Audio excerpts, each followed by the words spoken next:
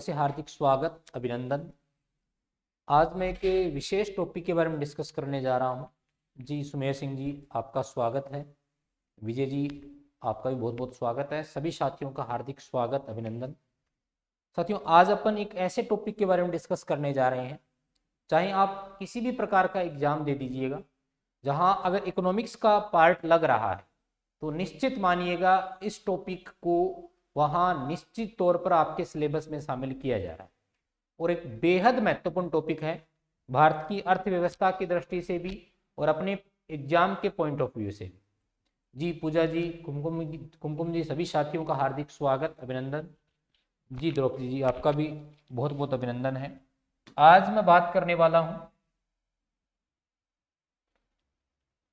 आर्थिक सुधारों का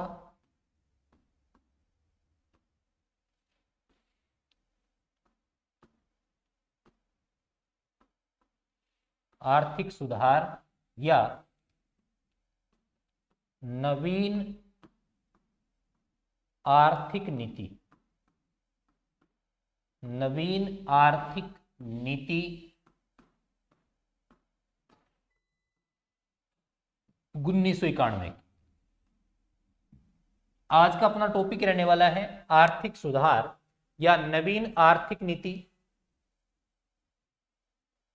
जी आज की एक क्लास अपनी हो चुकी है, पहली जो 10:30 बजे से थी वो हो चुकी है, सिर्फ आरएस प्री के बेस में हुई थी वो क्लास। अभी ये क्लास है वो सेकंड अपनी पारी है आरएस प्री के लिए और एसआई के संदर्भ में। बाकी जो साथी सीईटी से जुड़े हैं या जो साथी रीट लेवल सेकंड से जुड़े हैं उनके लिए ये पहली क्लास रहने वाली। तो आज अपना टॉपिक क्या रहने वाला है? आज का जो अपना टॉपिक है वो टॉपिक अपना है आर्थिक सुधार या नवीन आर्थिक नीति। साथियों, आर्थिक सुधार क्या है, कब इसे लागू किया गया था, इसको लागू करने की क्या आवश्यकता थी, उससे पहले भारतीय अर्थव्यवस्था क्या थी, इन सभी पॉइंट्स पर अपन डिस्कस करने वाले। देखिएगा, इस टॉपिक को समझने के लिए इसके संदर्भ में आप मान के चलिएगा 2 से 3 पेज छोड़ दीजिएगा उस वाली क्लास के लिए। उसको समझने के लिए हमें एक कहानी के रूप में इस टॉपिक को समझना हो। भारत आजाद होता है 1947 में। आजादी के बाद भारत के हालात ठीक वैसे ही हैं जैसे वो अपन कहावत कहते हैं ना, दूध से जला हुआ है वो छाछ को भी फूंक फूंक के पीता है। वो सिस्टम भारत के साथ था। भारतीय जो अर्थव्यवस्था थी वो भारत में आए हुए व्यापारियों के द्वारा किए गए शोषण का शिकार थी। इसलिए जब देश आजाद हुआ तो भारतीय अर्थव्यवस्था कौन सी अर्थव्यवस्था थी, कुछ एक पॉइंटों के माध्यम से मैं आपको इस टॉपिक से जोड़ने का प्रयास कर रहा हूं। इसलिए जो साथी अभी जुड़े हैं, सिलेबस तब तक होगा जब तक आप मुझे सिलेबस करवाने देंगे। सीधी सी बात यह है, सिलेबस कंप्लीट आपका जल्द हो जाएगा अगर आप लोग मेरे साथ बने रहते हैं, कंटिन्यू होते हैं। तो वो हमारी समस्या है कि सिलेबस कब तक होगा। आप सभी साथी प्लीज, आपसे रिक्वेस्ट है कि जो टॉपिक है उस टॉपिक पर फोकस करें तो ज्यादा बढ़िया रहेगा। तो मैं आपको कुछ पॉइंट से 1991 तक लेकर के आने का प्रयास कर रहा हूं। भारत आजाद हुआ 15 अगस्त 1947 को। जब देश आजाद हुआ तो अर्थव्यवस्था भारत में कौन सी अपनाई गई, इस परिप्रेक्ष्य में भी अपन को बात करनी पड़ेगी। भारतीय अर्थव्यवस्था आजादी के समय थी, वो कौन सी अर्थव्यवस्था थी? मिश्रित। कौन सी अर्थव्यवस्था थी? मिश्रित अर्थव्यवस्था थी। मिश्रित अर्थव्यवस्था थी और जिसका रुझान किस ओर था? समाजवाद की ओर था। यानी एक ऐसी अर्थव्यवस्था जिसमें गुण तो तीनों के पाए जाते हैं, पूंजीवाद के, समाजवादी के, और दोनों को मिलाकर के अपन क्या बोलते हैं? मिश्रित अर्थव्यवस्था। लेकिन ज्यादा रुझान था देश के उस तबके की ओर, देश के उन लोगों की ओर जो कि शोषित थे, जिन लोगों के आर्थिक कल्याण का कार्य अभी सरकार को करना था। इसलिए भारतीय अर्थव्यवस्था पूछी जाए आजादी के समय क्या थी? मिश्रित थी, लेकिन उसका झुकाव किस ओर था? समाजवाद की ओर था। दूसरी महत्वपूर्ण बात, समाजवादी अर्थव्यवस्था का मूल अर्थ क्या होता है? वह अर्थव्यवस्था जहां देश के महत्वपूर्ण जो संसाधन होते हैं उन संसाधनों पर अधिकार होता है किसका? सरकार का या जनता का। ज्यादातर उद्योग धंधे जो थे वो सरकार के अधीन थे। उन पर प्रत्यक्ष या अप्रत्यक्ष रूप से किसका नियंत्रण था? ध्यान दीजिएगा, उस पर प्रत्यक्ष या अप्रत्यक्ष रूप से सरकार का नियंत्रण था। सरकार के नियंत्रण में जो भी उद्योग धंधे काम कर रहे थे उन उद्योग धंधों की स्थिति धीरे धीरे बीमारू इकाइयों के रूप में होनी स्थापित हो गई। अब बीमारू इकाइयों का होने का मतलब क्या हो गया? ये उद्योग धंधे घाटे में चलना शुरू हो गए क्योंकि सरकार के अनावश्यक इन पर नियंत्रण थे। सरकारी तंत्र में जो भी उद्योग धंधे काम करते हैं उन उद्योग धंधों को अनावश्यक नियंत्रण का सामना करना पड़ता है। दूसरी महत्वपूर्ण बात, देश की जो अर्थव्यवस्था थी उस देश की अर्थव्यवस्था में नए उद्योग स्थापित करना या निजी क्षेत्र के जो उद्योगपति थे जो ये चाहते थे कि हम अपने उद्योगों की स्थापना करें, वो एक बहुत टेढ़ी खीर थी। टेढ़ी खीर होने का मतलब देश के अंतर्गत लाइसेंस प्रणाली बहुत ज्यादा कठिन थी। देश में नया उद्योग खोलना बहुत मुश्किल काम था।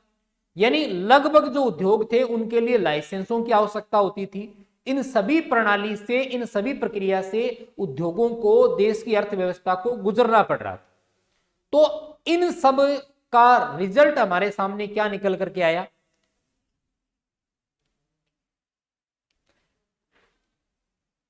इन सब का रिजल्ट हमारे सामने क्या निकल करके आया कि 1990 के जो दशक है, यानी मैं ये बोल सकता हूं कि 1991 की इर्द गिर्द की जो समयावधि है उसमें भारत की स्थिति वैश्विक स्तर पर एक सट्टा मार्केट की तरह होगी।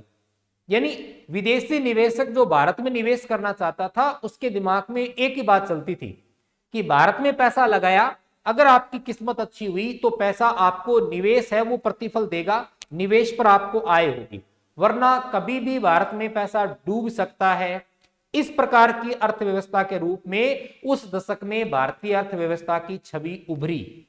तब भारत को किसका सहारा लेना पड़ा? नई आर्थिक नीति का, या मैं बोल सकता हूं आर्थिक सुधारों का सहारा लेना पड़ा। तो आर्थिक सुधार क्या है? आर्थिक सुधार के परिप्रेक्ष्य की अपन बात करेंगे, लेकिन सबसे पहले मैं बात करूंगा भारत में आर्थिक सुधार लागू करने के कारण क्या थे। भारतीय अर्थव्यवस्था में किस कारण से आर्थिक सुधारों को अपनाया गया, वो महत्वपूर्ण कारण क्या थे, उन कारणों पर अपन प्रकाश डालेंगे।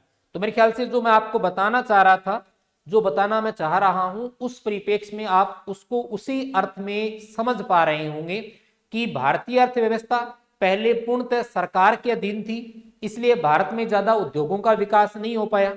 लाइसेंस प्रणाली ज्यादा कठिन थी, इसलिए नए उद्योग स्थापित नहीं हो पाए। जो उद्योग सरकार के अधीन थे वो उद्योग धीरे धीरे घाटे में चलना शुरू हो गए, घाटे में आ गए, इसलिए भारतीय अर्थव्यवस्था ज्यादा प्रोडक्शन नहीं कर पा रही थी।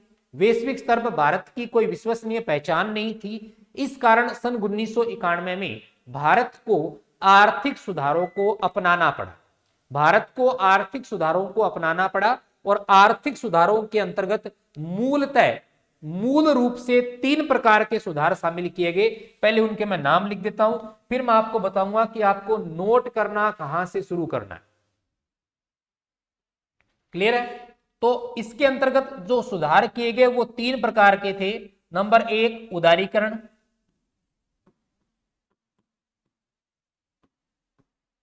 नंबर 2 वैश्वीकरण, और नंबर 3 निजीकरण। तीसरा सुधार कौन सा साथियों? निजीकरण। उदारीकरण का मतलब होता है अनावश्यक सरकारी प्रतिबंधों को हटाना। अनावश्यक सरकारी प्रतिबंध है औद्योगिक प्रणाली पर, बैंकिंग प्रणाली पर, उन सबको कम करना, उन सबको नियंत्रित करना।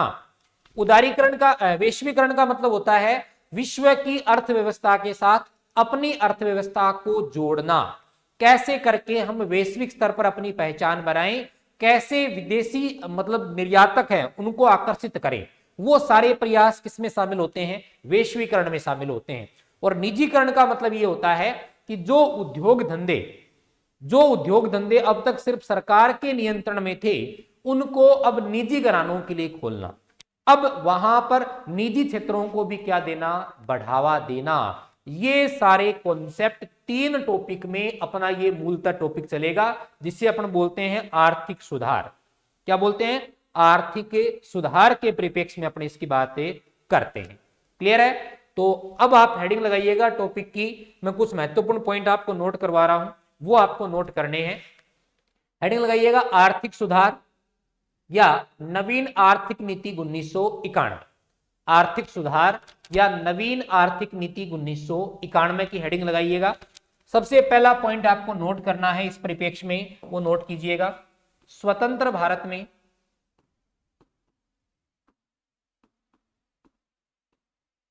किस भारत की मैं बात करूंगा? सबसे पहले स्वतंत्र भारत में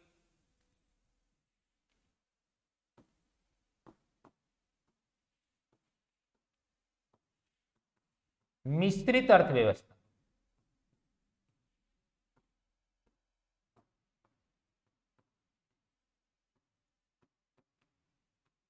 स्वतंत्र भारत में मिश्रित अर्थव्यवस्था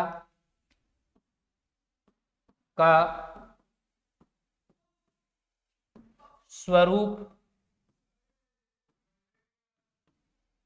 अपनाया गया। स्वतंत्र भारत में मिश्रित अर्थव्यवस्था का स्वरूप अपनाया गया,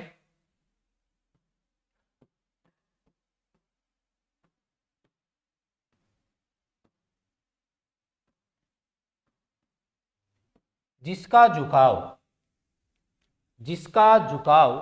समाजवाद की ओर था।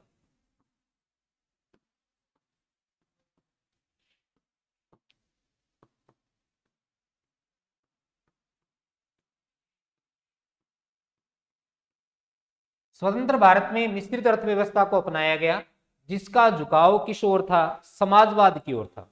यानी मूल जो अगर अर्थव्यवस्था का प्रकार पूछे तो मिश्रित अर्थव्यवस्था थी, लेकिन मिश्रित अर्थव्यवस्था में भी भारत का मूल ध्येय यह था कि समाज की कैसे भलाई की जाए, और ज्यादातर जो उद्योग धंधे थे, ज्यादातर जो संसाधन थे, उन पर अधिकार किसका था? समाज यानी सरकार का।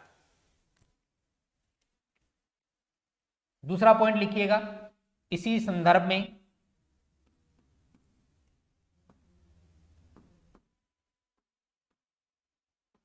ज्यादातर उद्योग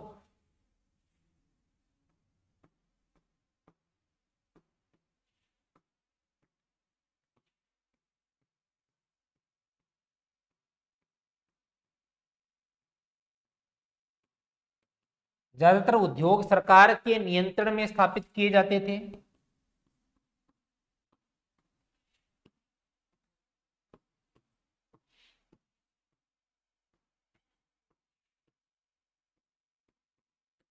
तथा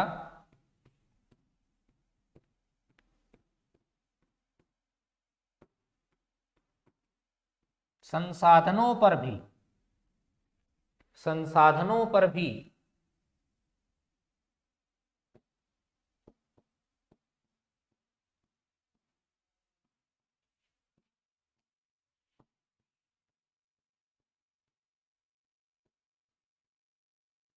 सरकार का नियंत्रण था।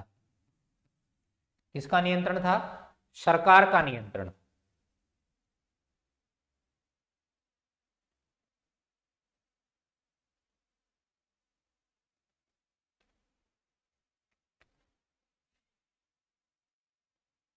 नेक्स्ट,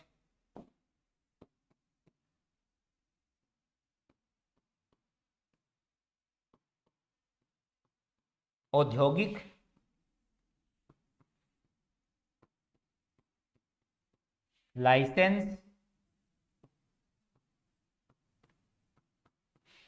लाइसेंस प्रणाली अति जटिल थी। औद्योगिक लाइसेंस प्रणाली अति जटिल थी।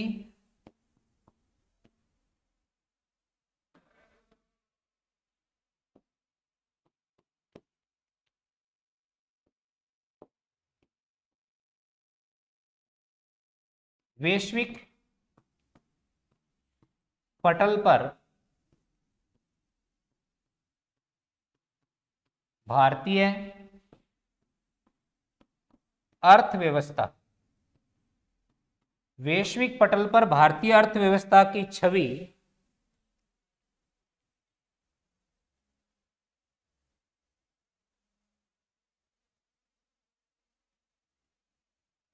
देखिएगा, संसाधन का मतलब क्या होता है, देश में जितनी भी ऐसी चीजें जिनका उपयोग आप उत्पादन में कर सकते हो, जिनका उपयोग आप किसी वस्तु के निर्माण में कर सकते हो, वो संसाधन कहलाते हैं।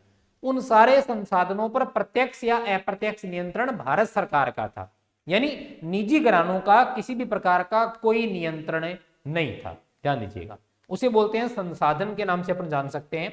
वैश्विक पटल पर भारतीय अर्थव्यवस्था की छवि अच्छी नहीं थी।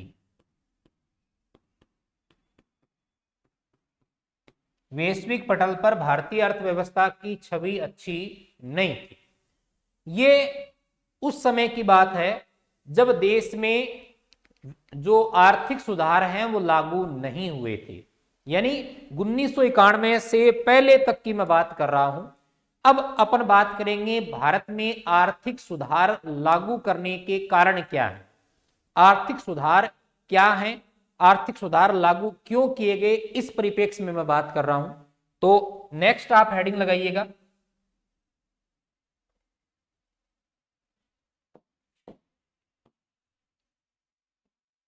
भारत में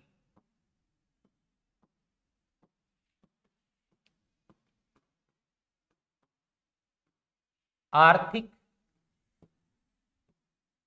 सुधार लागू करने के, भारत में आर्थिक सुधार लागू करने के तात्कालिक कारण,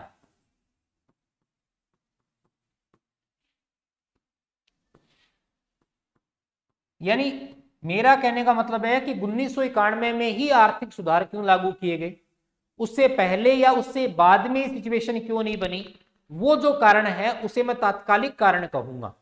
कुछ ऐसी सिचुएशन भारत में बन गई कि उसी समय भारत को आर्थिक सुधार लागू करने पड़े, और भारत ने ये आर्थिक सुधार खुशी खुशी स्वीकार नहीं किए, भारत ने ये सुधार खुद स्वीकार नहीं किए, बल्कि इसे एक शर्त के तहत ये स्वीकार करने पड़े।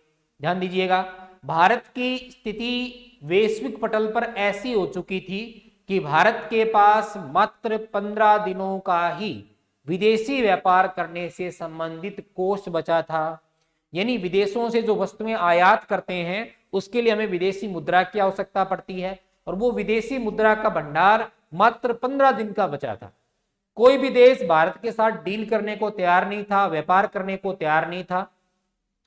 तो भारत के सामने बहुत बड़ी समस्या पैदा हो गई कि अगर हमारे पास 15 दिन बीत गए और किसी देश ने भारत में निवेश नहीं किया, कोई देश भारत के साथ नहीं जुड़ा, तो भारतीय अर्थव्यवस्था कैसे संचालित होगी, कैसे हम विदेशों से वस्तुएं आयात करेंगे।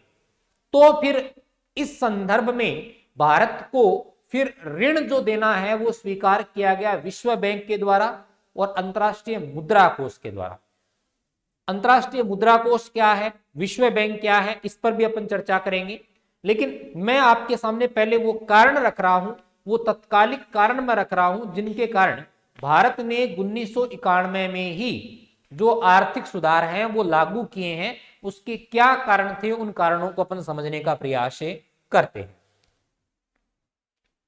देखिएगा, 1991 में ही आर्थिक सुधार क्यों लागू किए गए, इससे संबंधित जो महत्वपूर्ण कारण है उन कारणों को हमें ध्यान में रखना है। सबसे पहला जो कारण इस परिप्रेक्ष्य में अपन मानते हैं कि जिसके कारण इसके संदर्भ में लिया गया वो है मुद्रास्फीति, यानी महंगाई। महंगाई की दर तात्कालिक है वो 17% अपनी चरम सीमा पर पहुंच गई थी, यानी देश में मुद्रास्फीति,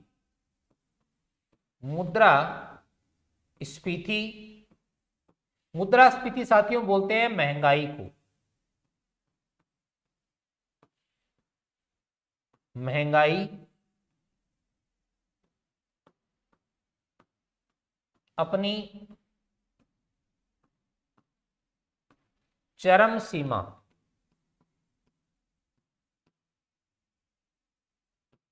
पर थी। चरम सीमा का मतलब होता है लगभग अधिकतम रेट थी उस समय की कितनी, 17%। 17% की महंगाई दर साथियों बहुत बड़ी दर होती है।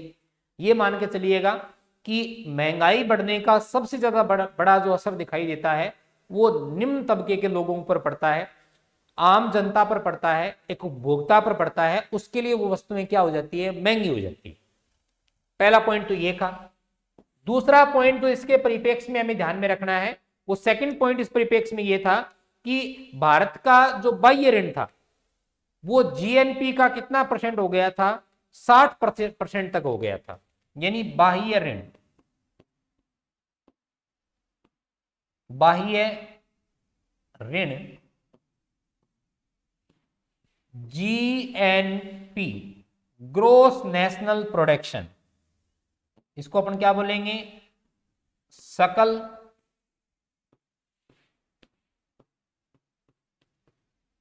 राष्ट्रीय उत्पाद। बाह्य ऋण जीएनपी का 60% तक हो गया था। कहने का मतलब क्या है, जो हमारा जीएनपी था, जीएनपी का मतलब क्या होता है, देश ने जितना भी उत्पादन किया उस सब का योग होता है, वो जीएनपी होता है। उस जीएनपी में 60% हिस्सेदारी तो वो थी जो हमने बाहर से लोन लिया था।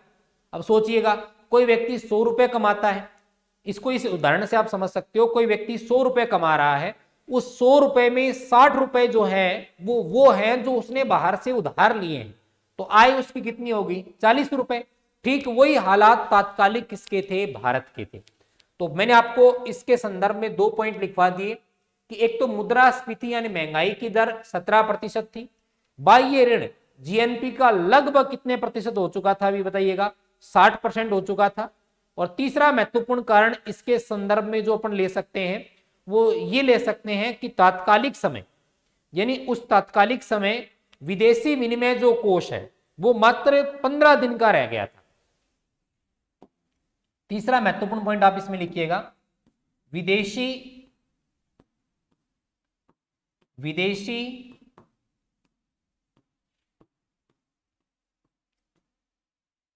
विनिमय कोष मात्र 15 दिन का, विदेशी विनिमय कोष मात्र 15 दिन का शेष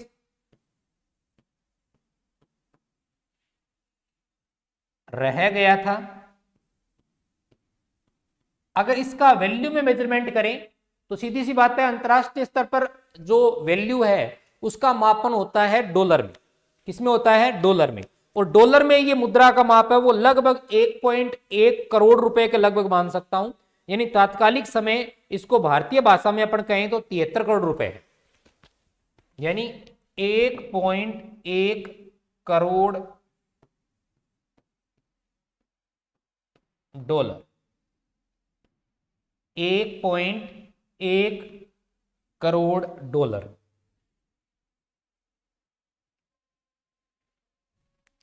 क्लियर है। इसके अलावा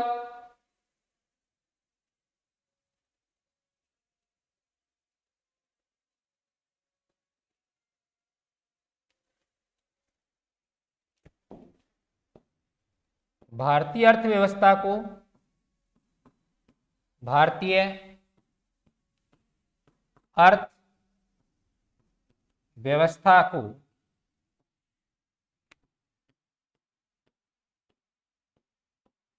सट्टे का घर माना जाने लगा, सट्टे का घर माना जाने लगा।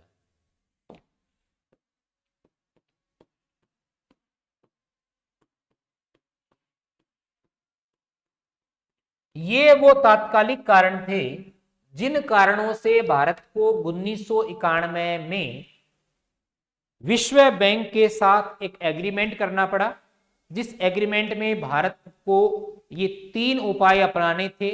बदले में जो विश्व बैंक है उसने भारत को क्या प्रदान किया? ऋण प्रदान किया। तो ये 3 संदर्भित ये पॉइंट है, इनको आपको ध्यान में रखने हैं। पहला पॉइंट मैंने बताया, भारत में मुद्रास्फीति की दर है वो 17% के लगभग हो गई। बाह्य ऋण जीएनपी का लगभग 60% हो गया। विदेशी विनिमय जो कोष है वो मात्र 15 दिन का शेष रह गया।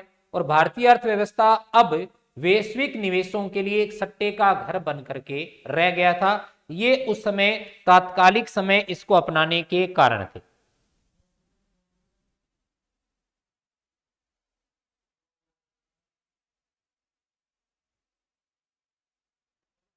इसमें एक पॉइंट अपन और भी ऐड कर सकते हैं कि इन सब को मिलाकर के मैं क्या नाम दे सकता हूं? भारत में वित्तीय संकट,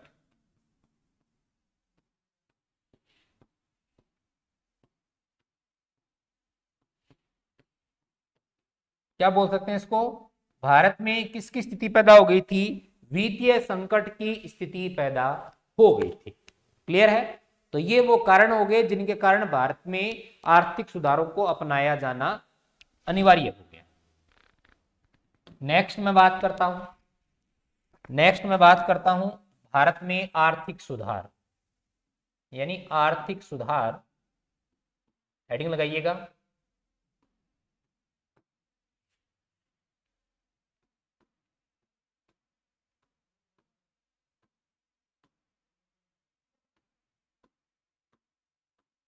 आर्थिक सुधार 1991, हेडिंग लगाइएगा साथियों, आर्थिक सुधार 1991।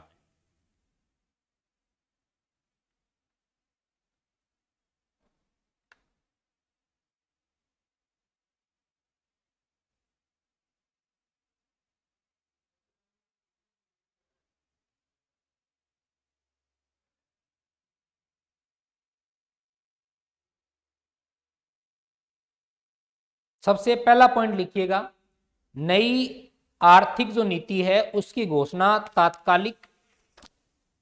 तात्कालिक जो प्रधानमंत्री है पीवी नरसिम्हा राव और सरकार के उद्योग मंत्री पीजे कुरियन के द्वारा की गई। सबसे पहला फैक्ट इसमें लिखिएगा, नई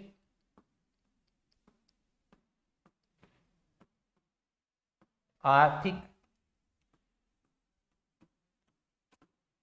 नीति की घोषणा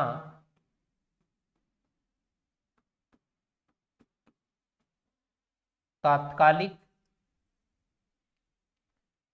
प्रधानमंत्री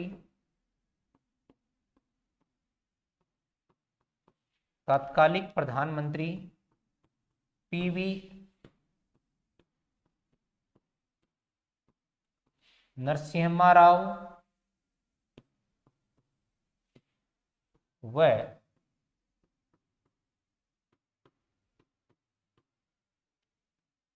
तात्कालिक उद्योग मंत्री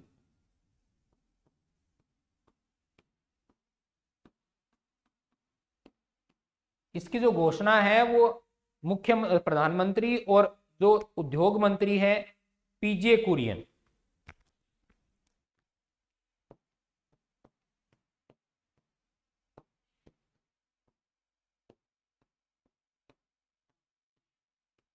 द्वारा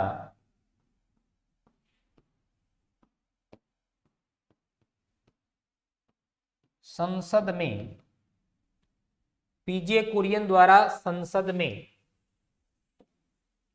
24 जुलाई 1991 को की गई।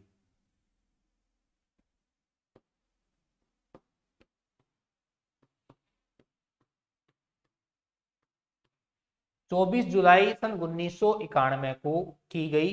तो ध्यान दीजिएगा, उस संदर्भ में जो प्रधानमंत्री थे वो पीवी नरसिम्हा राव थे और उद्योग मंत्री थे वो पीजे कुरियन थे। इनके द्वारा इसकी घोषणा कब की जाती है, डेट अपने लिए इंपॉर्टेंट हो जाती है, 24 जुलाई सन 1991। 24 जुलाई सन 1991। ध्यान दीजिएगा, भारत में आर्थिक सुधारों का जनक किसे माना जाता है? प्रश्न पूछा जाए भारत में आर्थिक सुधारों का जनक किसे माना जाता है, तो उत्तर आएगा डॉक्टर मनमोहन सिंह। तत्कालिक वित्त मंत्री डॉक्टर मनमोहन सिंह को माना जाता है। इसलिए इन आर्थिक सुधारों को क्या माना जाता है, राव मनमोहन मॉडल के नाम से भी जाना जाता है। राव यानी नरसिम्हा राव, मनमोहन मॉडल के नाम से भी इसको जाना जाता है। तो नेक्स्ट पॉइंट लिखिएगा, भारत में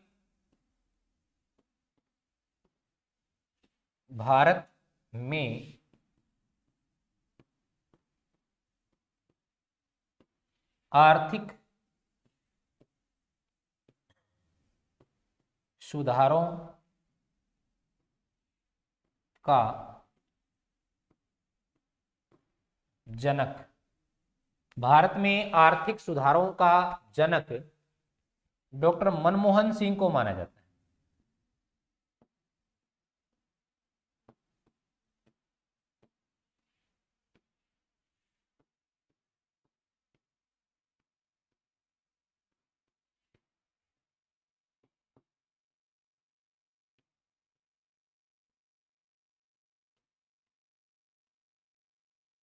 इसलिए इन सुधारों को राव मनमोहन मॉडल के नाम से भी जाना जाता है।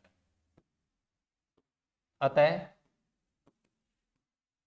सुधारों को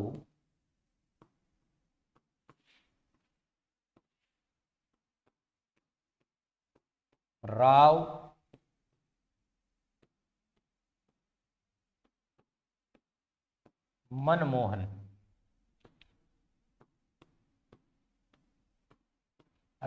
मनमोहन मॉडल के नाम से भी जाना जाता है।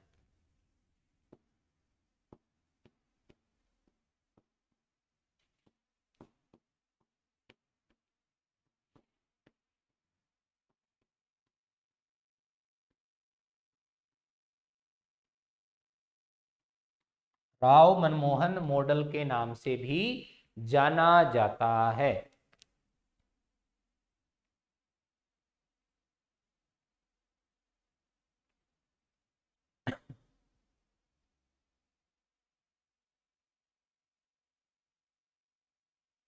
अब देखिएगा, नेक्स्ट पॉइंट लिखिएगा, भारत इस आर्थिक संकट से गुजर रहा था, तो भारत को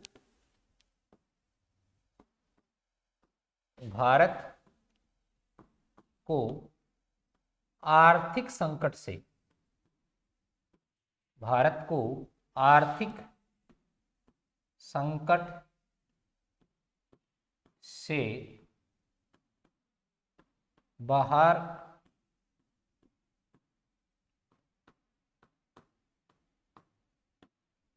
निकालने के लिए, भारत को इस आर्थिक संकट से बाहर निकालने के लिए,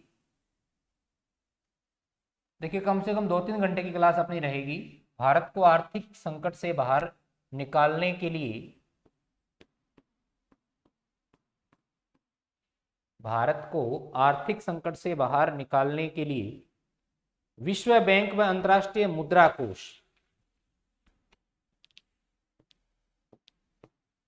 विश्व बैंक व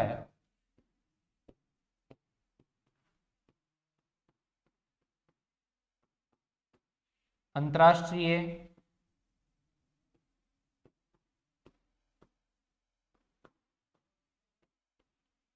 मुद्रा कोष, अंतर्राष्ट्रीय मुद्रा कोष से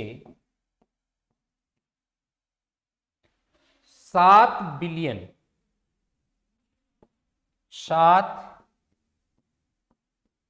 बिलियन डॉलर की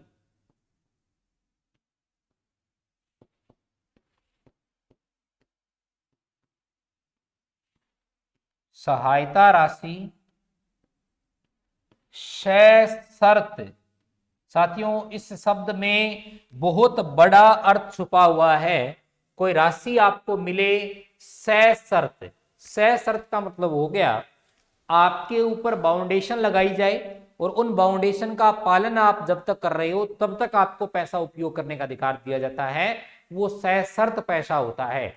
भारत के सामने जो शर्त रखी गई वो शर्तें ही भारत को मजबूरी में आर्थिक सुधार के रूप में लागू करनी पड़ी, वो शर्तें ही भारत को आर्थिक सुधार के रूप में लागू करनी पड़ी।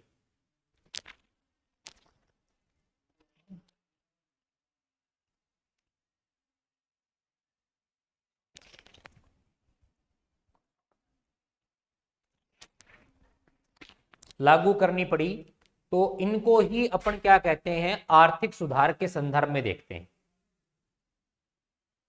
क्लियर है? इन्हीं को अपन आर्थिक सुधार के संदर्भ में देखते हैं। तो 7 बिलियन डॉलर की सहायता राशि सशर्त भारत को प्रदान की गई।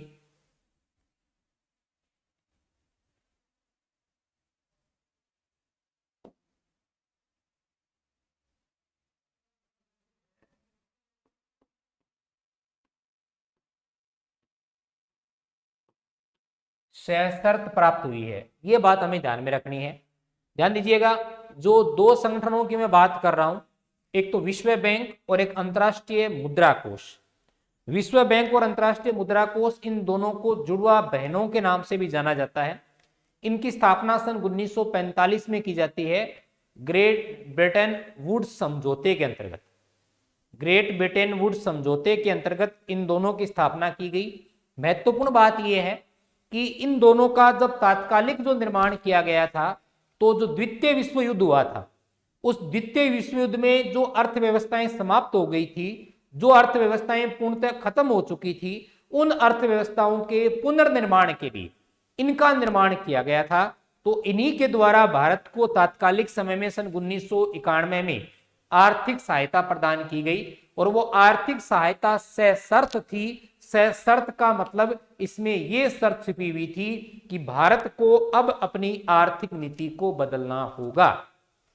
भारत अब शेष विश्व से अलग नहीं रह सकता, उसे शेष विश्व को जोड़ करके चलना होगा, उसे अपनी अर्थव्यवस्था में उदारीकरण, निजीकरण और वैश्वीकरण को शामिल करना पड़ेगा। इस शर्त के अंतर्गत इस चीज को शामिल किया गया था। तो मेरे ख्याल से यहां तक की ये चीज आपकी क्लियर हो चुकी होगी।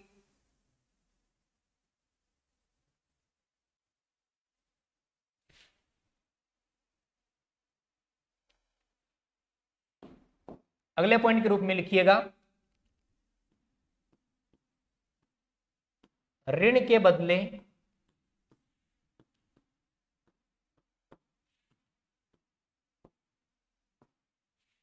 भारत पर निम्न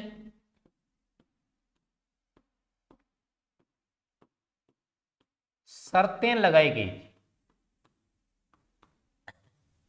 ऋण के बदले भारत पर निम्न शर्तें लगाई गई थी।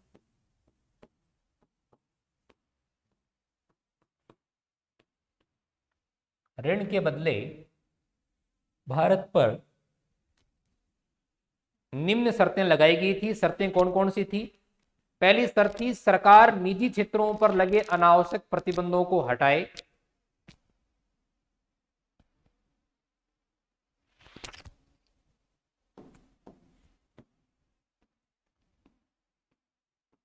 सरकार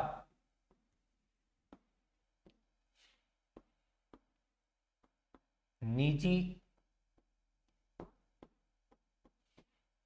क्षेत्रों पर लगे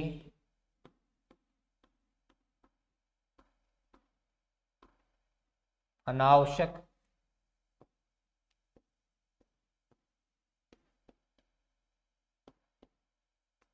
प्रतिबंधों को हटाए। सरकार निजी क्षेत्रों पर लगे अनावश्यक प्रतिबंधों को हटाए। जी बिल्कुल, इकोनॉमिक सब्जेक्ट है और उसमें आपका टॉपिक दिया हुआ है आर्थिक सुधार, उसमें ये टॉपिक भी आपको कवर करना है। क्लियर है?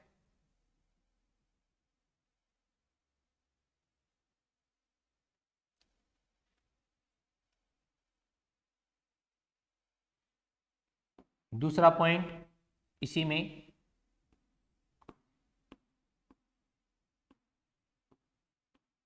वैश्विक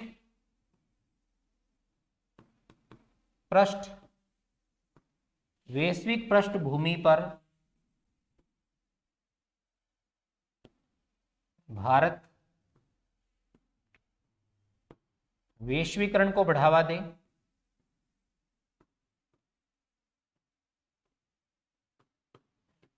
वैश्विक पृष्ठभूमि पर भारत वैश्वीकरण को बढ़ावा दे।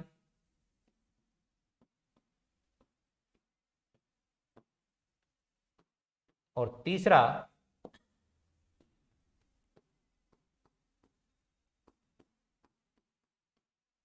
लाइसेंस प्रणाली को सरल बनाकर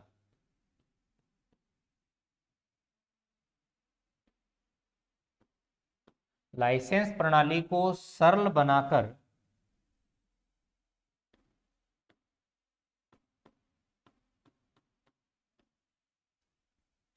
उद्योगों को बढ़ावा दे।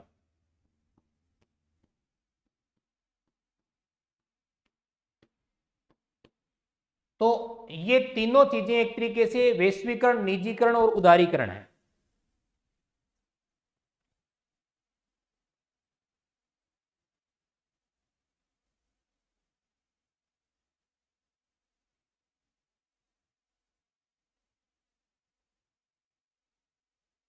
क्लियर है?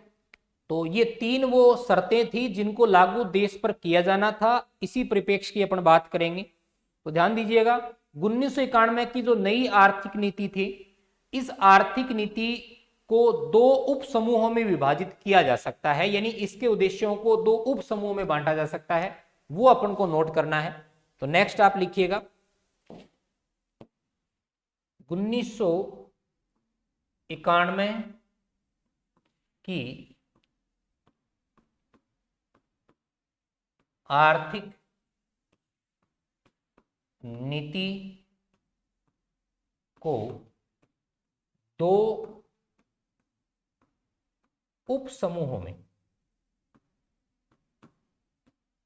दो उप समूहों में बांटा जा सकता है।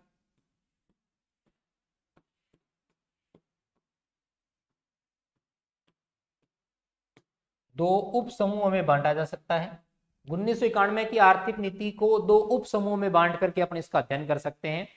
एक तो आर्थिक स्थिरीकरण, या जिसको अपन बोल सकते हैं स्थायित्वकारी उपाय।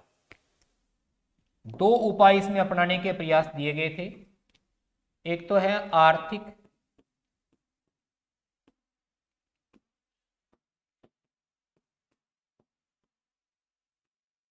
आर्थिक स्थिरीकरण, या इसका दूसरा नाम अपन क्या बोल सकते हैं, स्थायित्वकारी उपाय।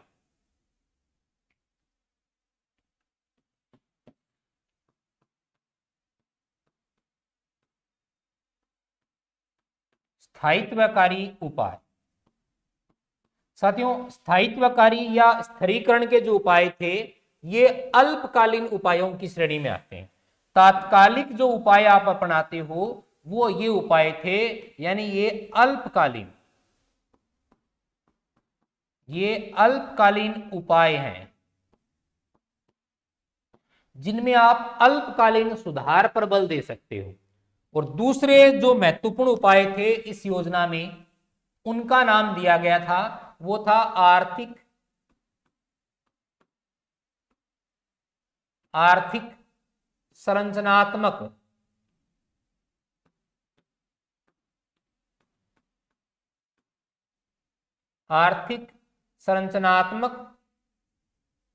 उपाय। संरचना का संबंध होता है, स्ट्रक्चर सुधार का जो संबंध होता है वो दीर्घकाल के साथ है। देखिएगा, सिंपल भाषा में आप इसको समझने का प्रयास कीजिएगा कि 1991 के जो उपाय अपनाए गए थे उनको अपन ने दो आधारों पर लिया था। एक तो वो उपाय थे जो तात्कालिक समय विशेष से संबंधित इलाज करे। तात्कालिक आधार पर आप, जैसे कोई बीमारी चल रही है, लंबी बीमारी है, तो एक तो वो होता है जो उसी समय दर्द के निवारण की जो गोली होती है वो, और एक वो गोली होती है जो उस बीमारी को जड़ से काटने का काम करती है। ठीक वैसे ही इसमें भी दो प्रकार के उपाय थे। एक तो थे आर्थिक स्थिरीकरण या स्थायित्वकरण के उपाय, जो तात्कालिक समय के उपाय थे, तात्कालिक आर्थिक समस्याओं को निपटाने के उपाय थे। दूसरे महत्वपूर्ण उपाय थे वो आर्थिक संरचनात्मक उपाय थे। आर्थिक संरचनात्मक उपाय वो उपाय हैं जिनका संबंध जो है वो होता है देश की संरचनागत सुधार प्रक्रिया में। प्रश्न पूछा जाए भारतीय अर्थव्यवस्था विकसित क्यों नहीं है, उसका एक मूल कारण यह भी है क्योंकि देश की अर्थव्यवस्था की जो संरचनात्मक है ना, जो संरचना है वो बेहद नकारात्मक पाई जाती है। जी बिल्कुल, मैं इस चीज को दिखा रहा हूं कि आपको पूरा चार्ट किस रूप में बनाना है। ये पूरा चार्ट आपको इस रूप में बनाना है। 1991 की आर्थिक नीति को दो उप समूहों में बांटा जा सकता है। पहला अपने पास है वो है आर्थिक स्तरीकरण या स्थायित्वकरण उपाय। दूसरा अपने पास है आर्थिक संरचनात्मक उपाय। तो इसके अंतर्गत आते हैं, इन उपायों को अपन दीर्घकालीन उपाय कह सकते हैं। कौन से उपाय हैं? दीर्घकालीन उपाय। दीर्घकालीन उपाय यानी ये उपाय अपने आप में दीर्घकालीन उपायों की श्रेणी में गिने जाते हैं।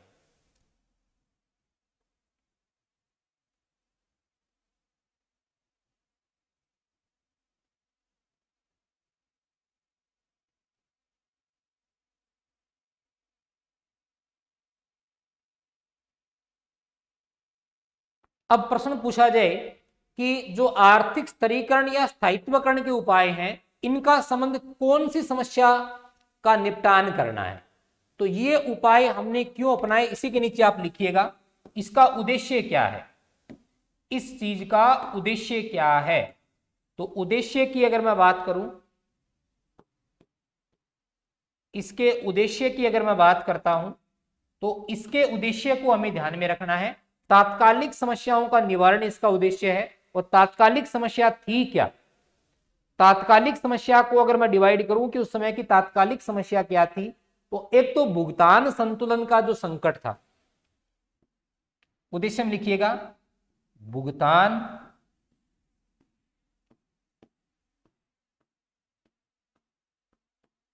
संतुलन के संकट व मुद्रास्फीति को दूर करना। भुगतान संतुलन के संकट व मुद्रास्फीति को क्या करना है? दूर करना। क्लियर है? ये जो अल्पकालीन उपाय हैं उसके उद्देश्य हैं। अल्पकालीन उपाय के उद्देश्य हैं भुगतान संतुलन के संकट और मुद्रास्फीति को क्या करना है? दूर करना। और जो दीर्घकालीन उपाय हैं यानी संरचनात्मक जो उपाय हैं उनका उद्देश्य था देश की अर्थव्यवस्था में सुधार एवं कुशलता में वृद्धि करना। तो इसका तो नाम से स्पष्ट है ये दीर्घकालीन उपाय है। और इसका उद्देश्य क्या है?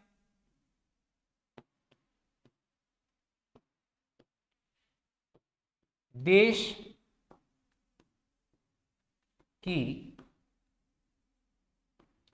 आर्थिक संरचना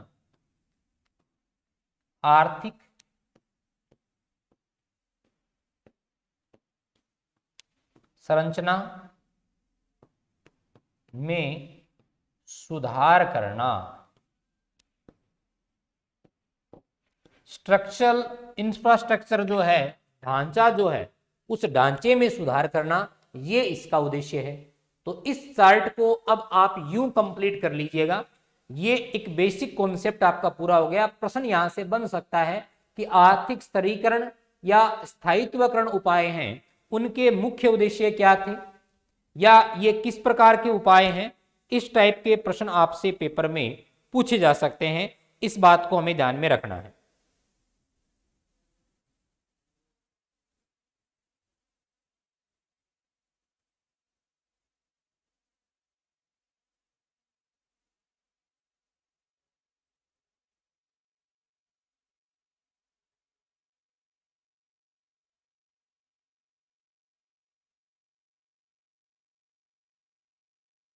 क्लियर?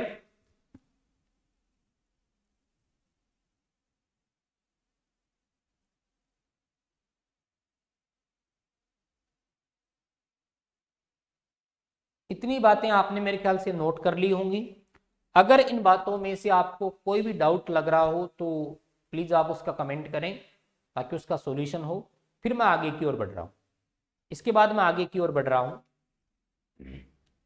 प्रश्न आपसे पूछा जाए कि स्थिरीकरण जो है इसका मूल उद्देश्य क्या है? एक तो भुगतान संतुलन के संकट को दूर करना। भुगतान संतुलन क्या होता है, इसका डाउट आपके दिमाग में आना चाहिए, आपको इसका प्रश्न करना चाहिए। भुगतान संतुलन होता है साथियों, शेष विश्व के साथ आप जो कुछ भी व्यवहार रखते हो, आप व्यापार कर रहे हो, शेष विश्व से आपके यहां पर्यटक आ रहे हैं, आप वहां पर कोई भी वस्तु का आयात निर्यात कर रहे हो, इसमें शेष विश्व आपसे क्या मांगता है, आप शेष विश्व से क्या मांगते हो, उस चीज को अपन क्या कहते हैं? उस चीज को अपन कहते हैं भुगतान संतुलन। यानी शेष विश्व के साथ हमारे व्यापार का क्या रिजल्ट है उसे बोलते हैं भुगतान संतुलन। तो ये समय विशेष की, परिस्थिति विशेष की समस्या है, तो उस परिप्रेक्ष्य की बात करते हैं। और इसका उद्देश्य हो गया देश की आर्थिक संरचना में क्या करना? सुधार करना। क्लियर है? इसके बाद मैं बात करता हूं नेक्स्ट, अलग अलग पॉइंट्स को अपन डिस्कस करेंगे, लेकिन उन पॉइंट्स को डिस्कस करने से पहले कुछ जो शब्द है महत्वपूर्ण उनकी मैं बात करूंगा। तो देखिएगा, एक तो आपको इसमें शब्द है वो शब्द ध्यान में रखना है। पहला शब्द है, कुछ शब्द लिखवा रहा हूं मैं, पॉइंट लगा करके आपको उनको नोट करने हैं। सबसे पहला शब्द इस परिप्रेक्ष्य में व्यापार घाटा क्या है। बिल्कुल क्वेश्चन कैसे पूछे जाएंगे उसकी भी मैं बात करूंगा। पहला शब्द आप हेडिंग लगाइएगा, व्यापार घाटा। व्यापार घाटे का अर्थ क्या होता है?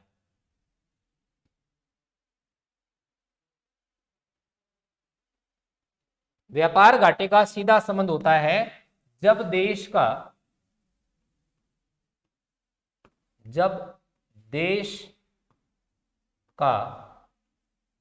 आयात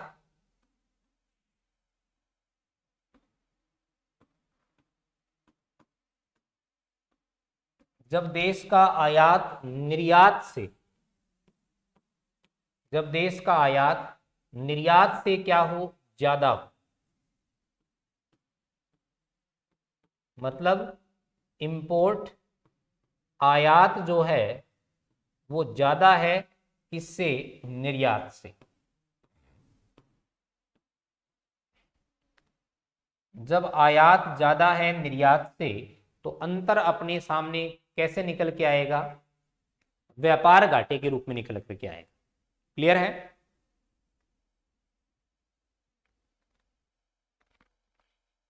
दूसरा मैंने आपको अभी शब्द काम में लिया, भुगतान संतुलन।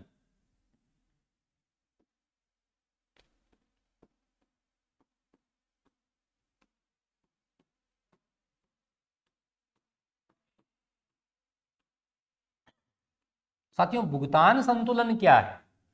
भुगतान संतुलन का मतलब हो गया किसी देश का शेष संपूर्ण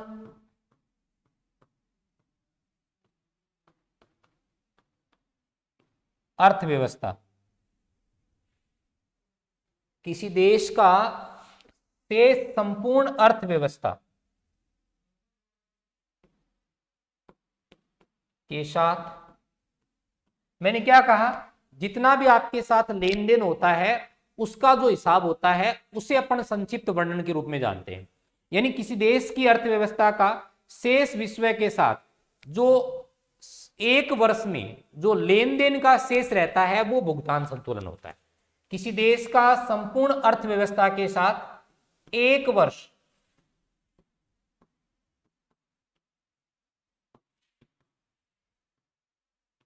हुए लेन देन का,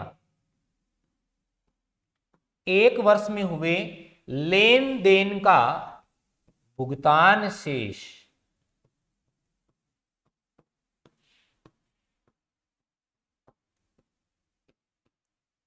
भुगतान शेष।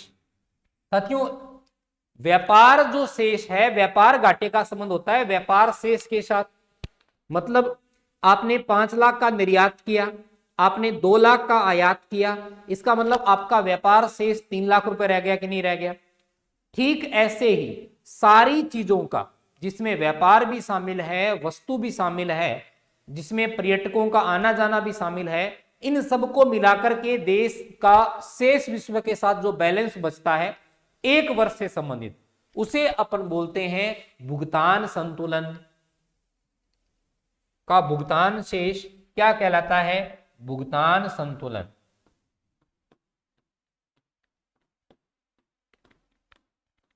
तो मेरा आपसे प्रश्न यह है, विस्तृत अवधारणा क्या है?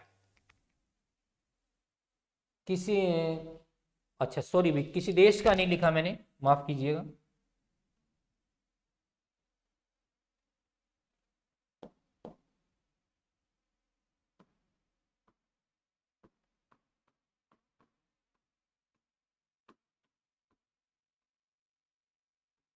किसी देश का शेष संपूर्ण अर्थव्यवस्था के साथ 1 वर्ष में हुए लेन देन का जो शेष है, जो भुगतान शेष है, उसे ही अपन क्या कहते हैं? भुगतान संतुलन कहते हैं।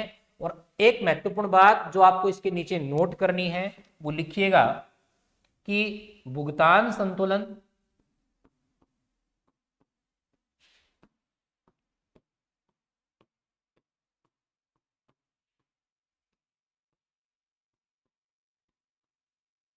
व्यापार संतुलन से,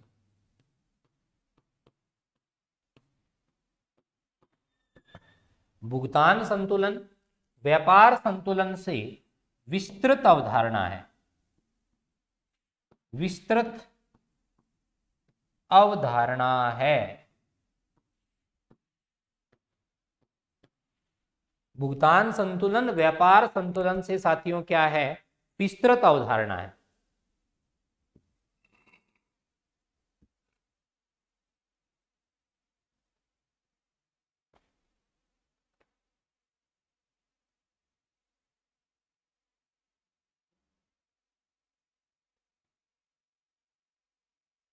नेक्स्ट पॉइंट और लिखिएगा इसी कॉन्सेप्ट में।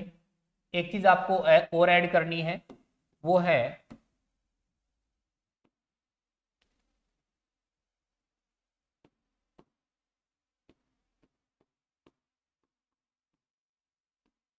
पुनः निर्यात शब्द आता है। तो पुनः निर्यात क्या होता है?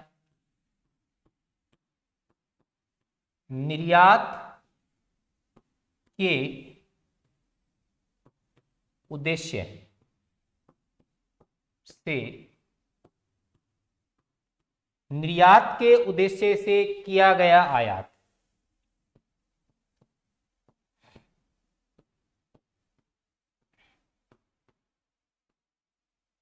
निर्यात के उद्देश्य से किया गया जो आयात होता है उसे पुनर्निर्यात कहते हैं। मान लो भारत ने कुछ माल खरीदा अमेरिका से, भारत उसमें छोटा मोटा संशोधन करके उसे बेच देता है नेपाल को, भूटान को। इस प्रकार का जो आयात होता है उसे पुनर्निर्यात के नाम से जानते हैं। यानी ऐसा आयात आप करते हो जो निर्यात के उद्देश्य से किया जाए, उसे अपन बोलते हैं पुनर्निर्यात। क्लियर है?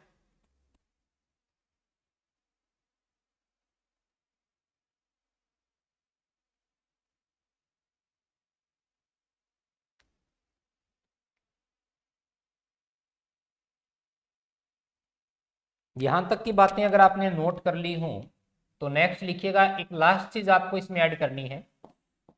लिखिएगा अंतरराष्ट्रीय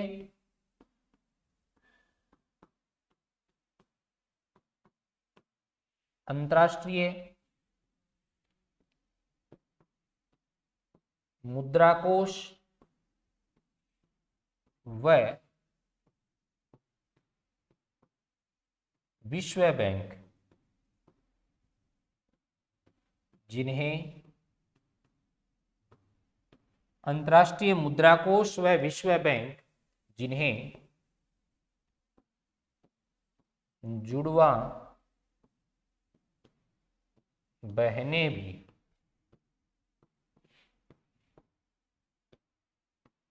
कहा जाता है। अंतर्राष्ट्रीय मुद्रा कोष व विश्व बैंक, जिन्हें जुड़वा बहनें भी कहा जाता है, का निर्माण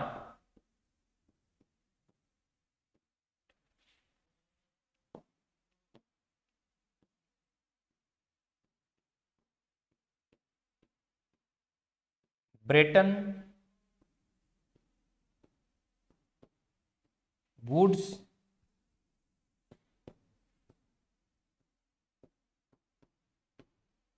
समझौते, इनका निर्माण ब्रेटन वुड्स समझौते के द्वारा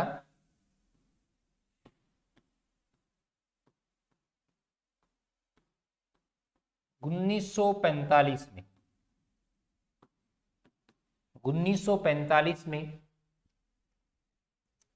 ब्रेटन वुड्स समझौते के द्वारा 1945 में द्वितीय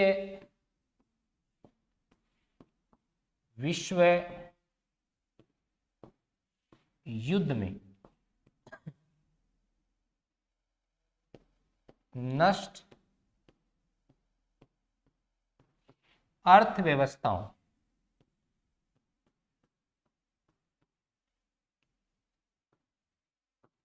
के,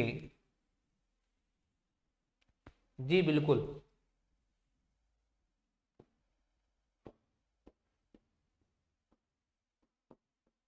पुनर्निर्माण के लिए किया गया।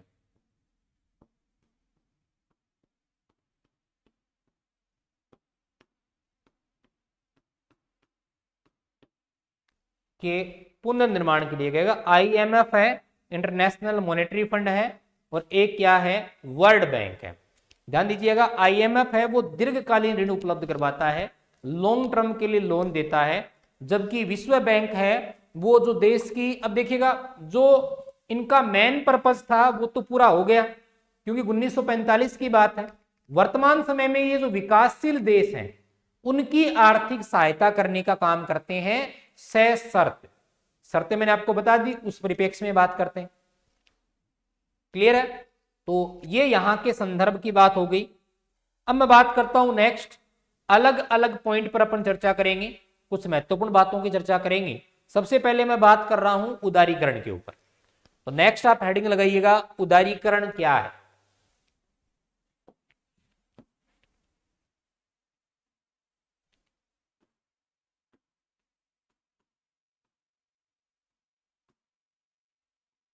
साथियों, उदारीकरण शब्द उदार से बना है। उदार का मतलब होता है दयालु, दयालु का मतलब होता है देश की अर्थव्यवस्था में,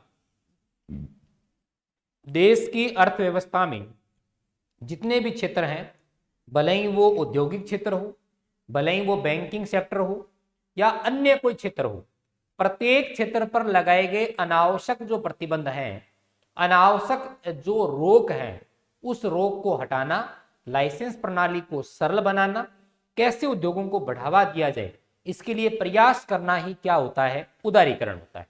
क्या होता है? उदारीकरण की श्रेणी में रखा जाता है। तो आप इसका अर्थ लिख सकते हो, आर्थिक नियमों, नीतियों व कानूनों का सरलीकरण करना। आर्थिक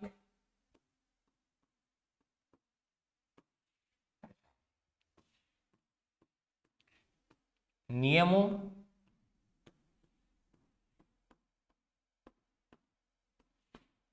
नीतियों व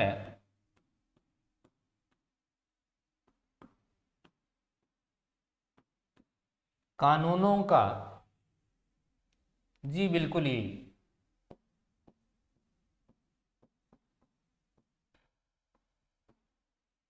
सरलीकरण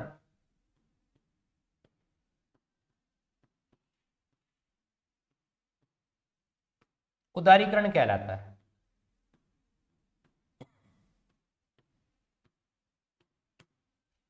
क्या कहलाता है? उदारीकरण कहलाता है।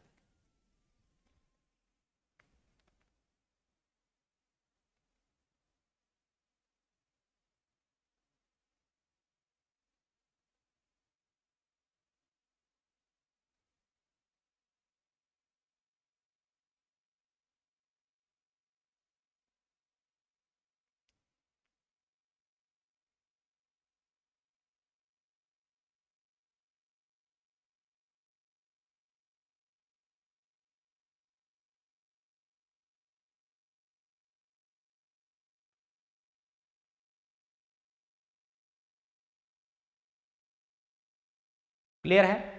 अब देखिएगा उदारीकरण का जो संबंध है वो किस परिप्रेक्ष्य में लिया जा सकता है उसकी भी मैं बात कर रहा हूं। तो उदारीकरण के अंतर्गत अगर अपन बात करें तो पॉइंटों के माध्यम से मैं बता रहा हूं 1991 से पहले देश में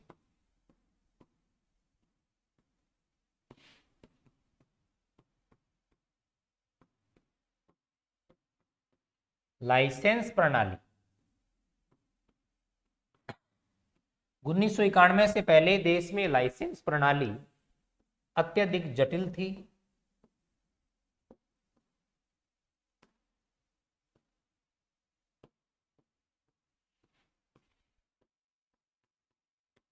उन्नीस सौ इक्यानवे से पहले देश में लाइसेंस प्रणाली क्या थी? अत्यधिक जटिल थी, यानी अनावश्यक प्रतिबंध लगे हुए थे।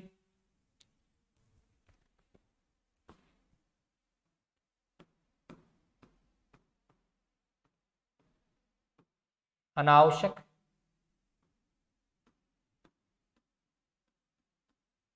प्रतिबंध थे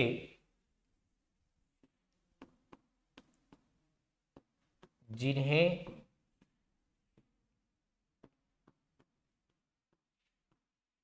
हटाने का कार्य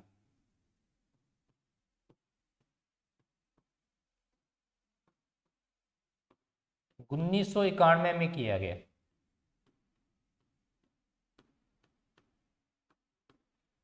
जिन्हें हटाने का कार्य 1991 में किया गया, यानी अनावश्यक जो भी प्रतिबंध थे उन प्रतिबंधों को हटाने का जो कार्य है वो 1991 की अर्थव्यवस्था में किया गया। अब यह किन किन क्षेत्रों में किया गया वो समझने वाली बात है। देखिएगा इसका अक्सर एक प्रश्न पूछा जाता है, क्या उदारीकरण सिर्फ औद्योगिक क्षेत्र में लागू किया गया था? कि ऐसा बिल्कुल नहीं है। उदारीकरण कई सारे क्षेत्रों में लागू किया गया था। औद्योगिक क्षेत्र में लागू किया गया था, वित्तीय क्षेत्र में लागू किया गया था, बैंकिंग सेक्टर में लागू किया गया था, सेवा क्षेत्र में लागू किया गया था। हर उस क्षेत्र में लागू किया गया था जहां उदारीकरण की आवश्यकता है। तो इस पॉइंट को मैं नेक्स्ट के रूप में लिख रहा हूं। क्या है वो पॉइंट? कि उदारीकरण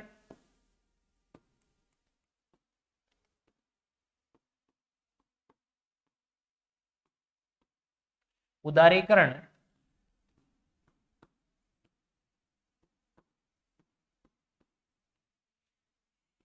औद्योगिक क्षेत्र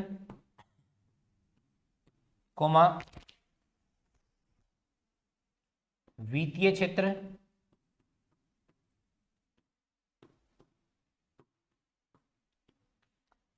उदारीकरण औद्योगिक क्षेत्र कोमा वित्तीय क्षेत्र, कर व्यवस्था,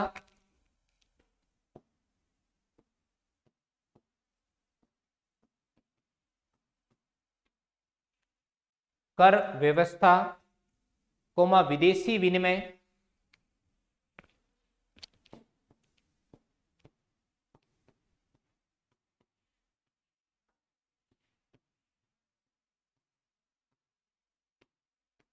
निवेश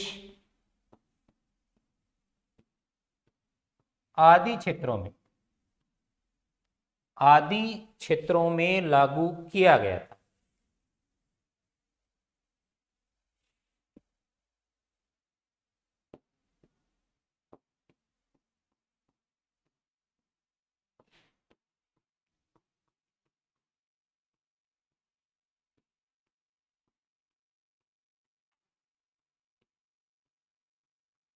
आदि क्षेत्रों में लागू किया गया था। जी नरेश जी, इसकी पीडीएफ कहीं नहीं मिलेगी, आपको साथ साथ में ही नोट्स प्रिपेयर करने पड़ेंगे।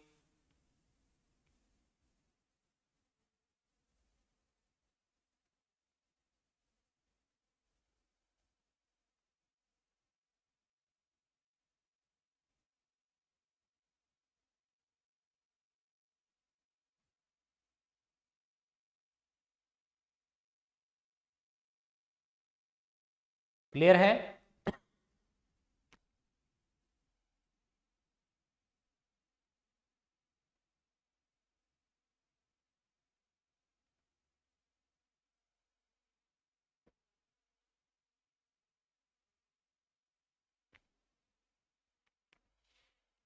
देखिएगा, इसी के कुछ परिणाम मैं आपके सामने रख रहा हूं कि कैसे इसको लागू किया गया था। तो उदारीकरण के कारण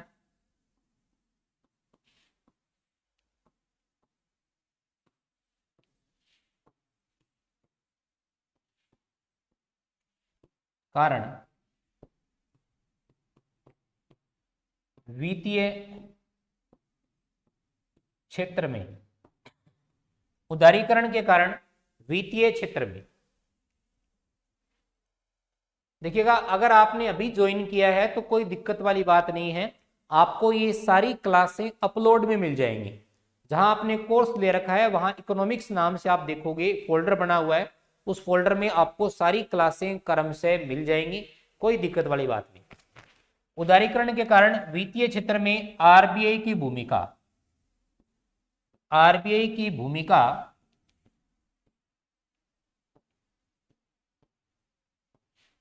नियंत्रक से,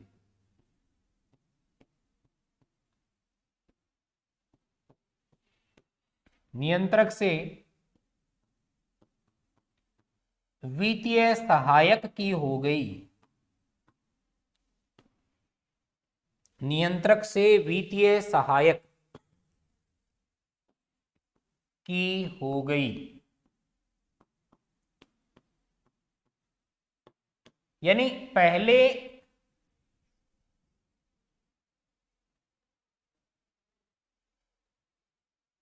कोई दिक्कत नहीं है, मैं थोड़ा सा आपको कंफर्म करवा देता हूं।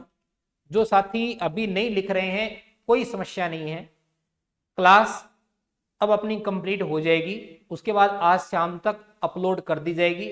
तो आप आराम से इस क्लास को एक बार, दो बार, 5 बार, जितनी भी बार देखना चाहे आराम से देख सकते हो, कहीं कोई समस्या वाली बात नहीं।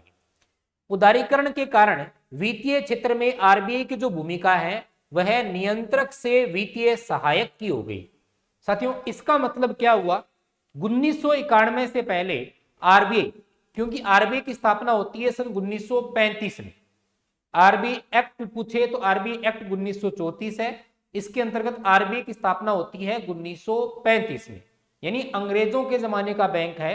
ध्यान रखने वाली बात यह है, जो आरबीआई बैंक है ये आरबीआई बैंक देश का केंद्रीय बैंक है। जितने भी देश में बैंक काम करते हैं उन सब बैंकों को कंट्रोल करने का काम ये 1991 से पहले करता था। कंट्रोल करने में और मैनेज करने में फर्क होता है, एक किसी चीज को नियंत्रित कर रहे हो, एक किसी चीज का प्रबंधन कर रहे हो, दो अलग अलग शब्द हैं। नियंत्रण का मतलब तो उसको रोकना, उस चीज को बाउंडेशन में बांधना, और प्रबंध करने का मतलब होता है जरूरत पड़ने पर उसकी सहायता करना, और अनावश्यक अगर वो काम करे तो उसे क्या करना, रोकना। यानी प्रबंध एक बड़ा क्षेत्र है, नियंत्रण एक छोटा क्षेत्र है। तो 1991 से पहले आरबीआई की भूमिका एक नियंत्रक की थी।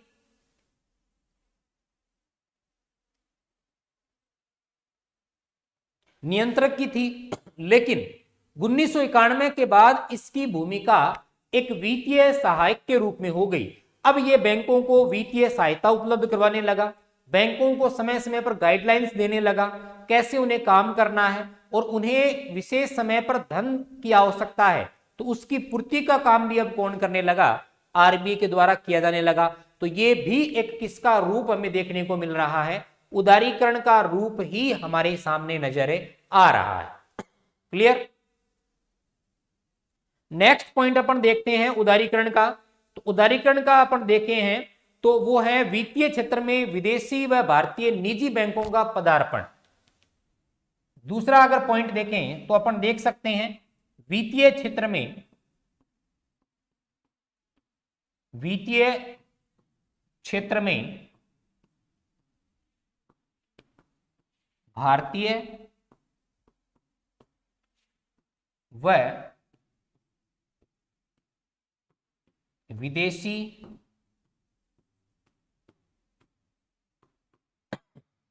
माफ कीजिएगा, भारतीय व विदेशी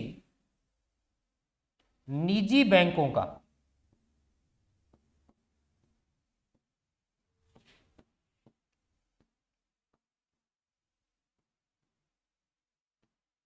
पदार्पण।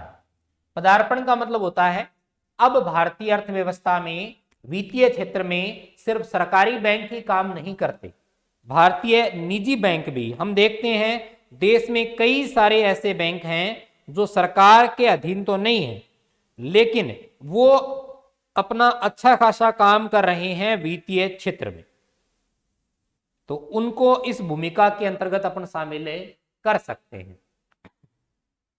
क्लियर है? नेक्स्ट बात करें तो अगले पॉइंट की मैं बात करता हूं, तो उत्पादन की कई सारी ऐसी श्रेणियां थी जिनको 1991 से पहले लाइसेंस लेने की आवश्यकता पड़ती थी।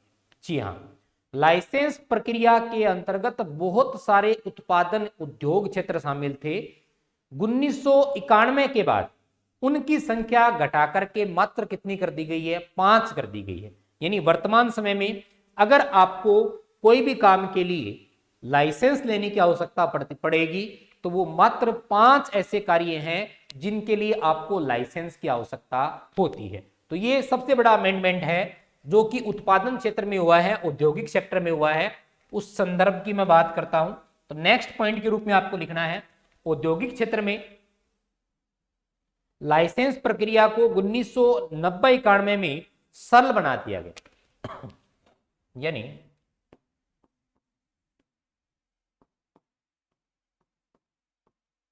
औद्योगिक क्षेत्र में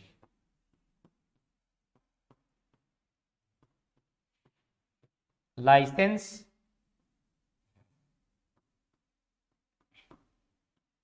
प्रणाली को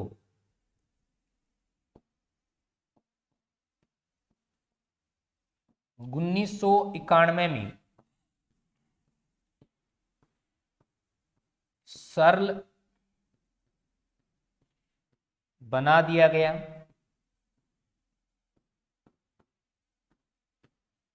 वह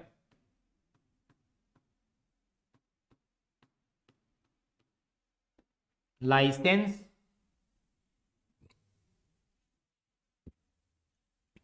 अनिवार्य उद्योगों की संख्या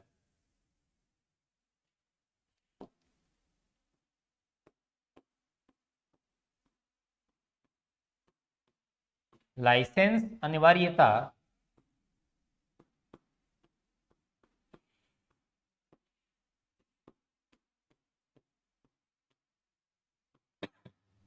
उद्योगों की संख्या 18 से घटाकर लाइसेंस अनिवार्य उद्योगों की संख्या 18 से घटाकर 5 कर दी गई। मतलब वर्तमान समय में अगर आपको कोई उद्योग खोलना है तो इन 5 के अलावा कोई भी उद्योग में आपको लाइसेंस लेने की आवश्यकता नहीं। इस प्रकार की छूट की गई सन 1991।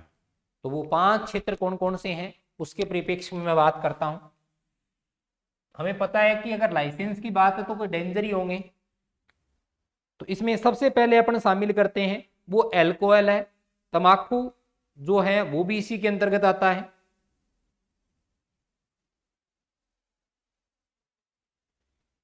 तो लिखिएगा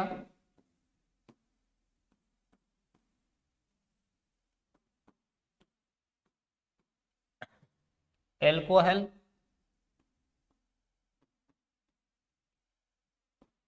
तंबाकू उत्पाद,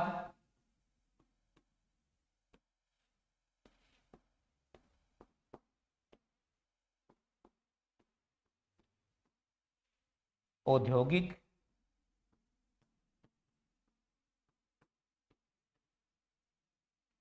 विस्फोटक पदार्थ,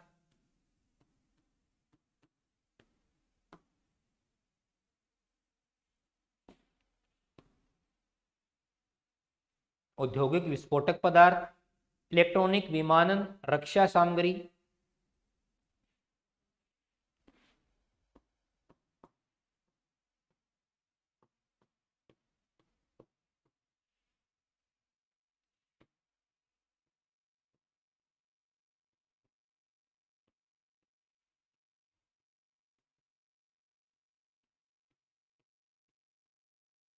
इस कैटेगरी में साथियों ड्रोन वगैरह वो सारी चीजें इसमें शामिल हो जाती हैं।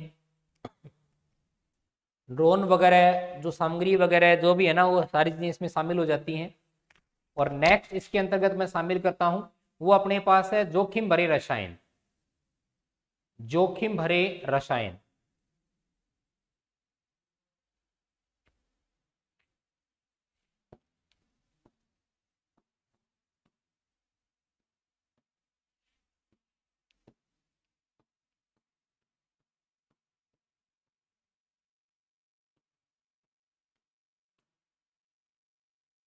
जोखिम भरे रसायन इन सबको अपन शामिल करते हैं किसके अंतर्गत? वर्तमान समय में जिन उद्योगों के लिए लाइसेंस की अनिवार्यता है।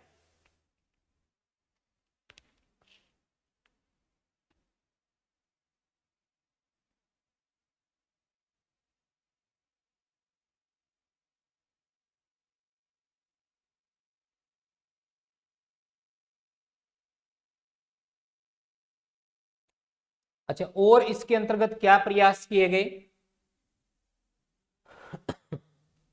नेक्स्ट पॉइंट लिखिएगा। और इसके अंतर्गत क्या क्या प्रयास किए गए जो उदारीकरण का हिस्सा है? व्यक्तिगत आय पर लगाए गए करों में कमी की गई और बचतों को क्या किया गया? प्रोत्साहित किया गया। व्यक्तिगत आय पर लगाए गए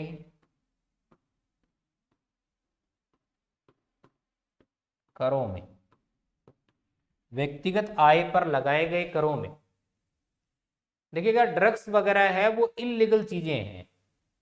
वो रासायनिक अगर अपन बात करें तो एल्कोहलिक जो पदार्थ हैं उसी के अंतर्गत आता है। एल्कोहल केवल शराब बनाने में ही काम में नहीं लिया जाता। ऐसे बहुत सारी चीजें हैं जिनके अंतर्गत एल्कोहल को काम में लिया जाता है। तो वो सारे जो उद्योग धंधे जिनका संबंध कहीं ना कहीं नशीली दवाओं के साथ है, नशीले पदार्थों के साथ है, उनको एल्कोहलिक श्रेणी के अंतर्गत अपने रख लिया है।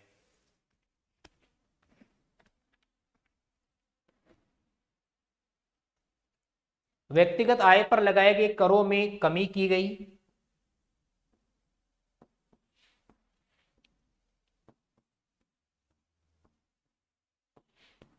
वह बचतों को प्रोत्साहित किया गया।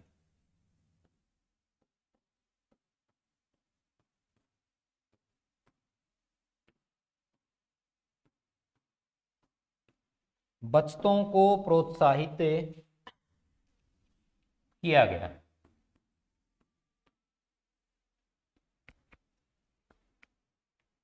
क्लियर है?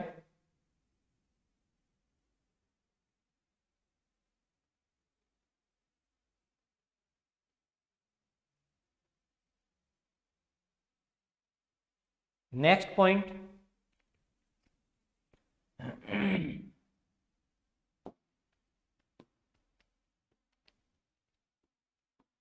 भुगतान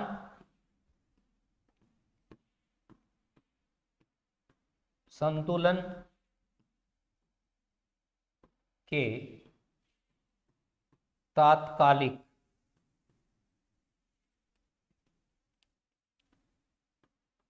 उपाय के लिए। भुगतान संतुलन के तात्कालिक उपाय के लिए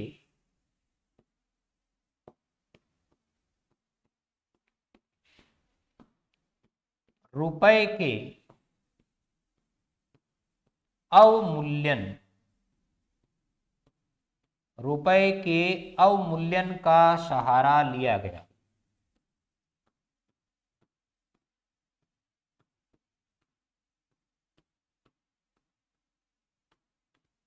ये बहुत अच्छा महत्वपूर्ण पॉइंट है।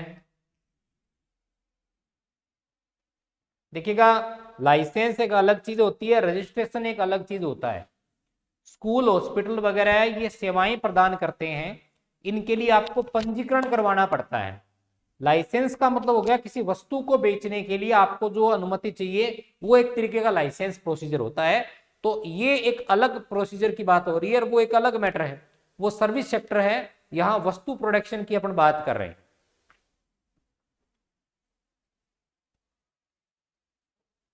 मेरा आप सभी साथियों से प्रश्न है, रुपए के अवमूल्यन से क्या आशय है?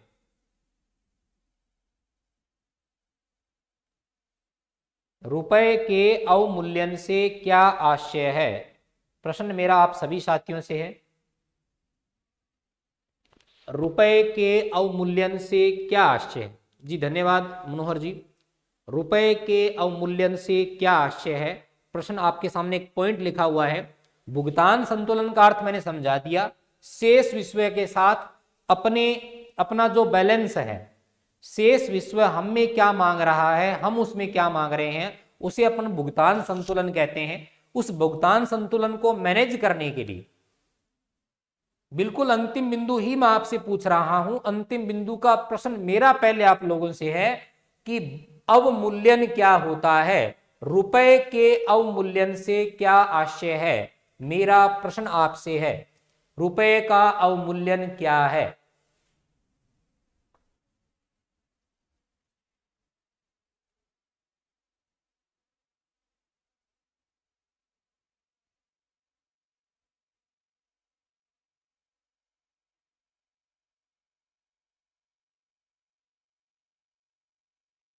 किसी साथी का कमेंट मुझे दिखाई नहीं दे रहा।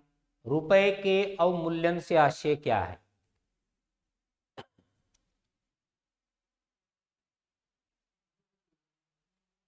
बिल्कुल ठीक बात आ रही है।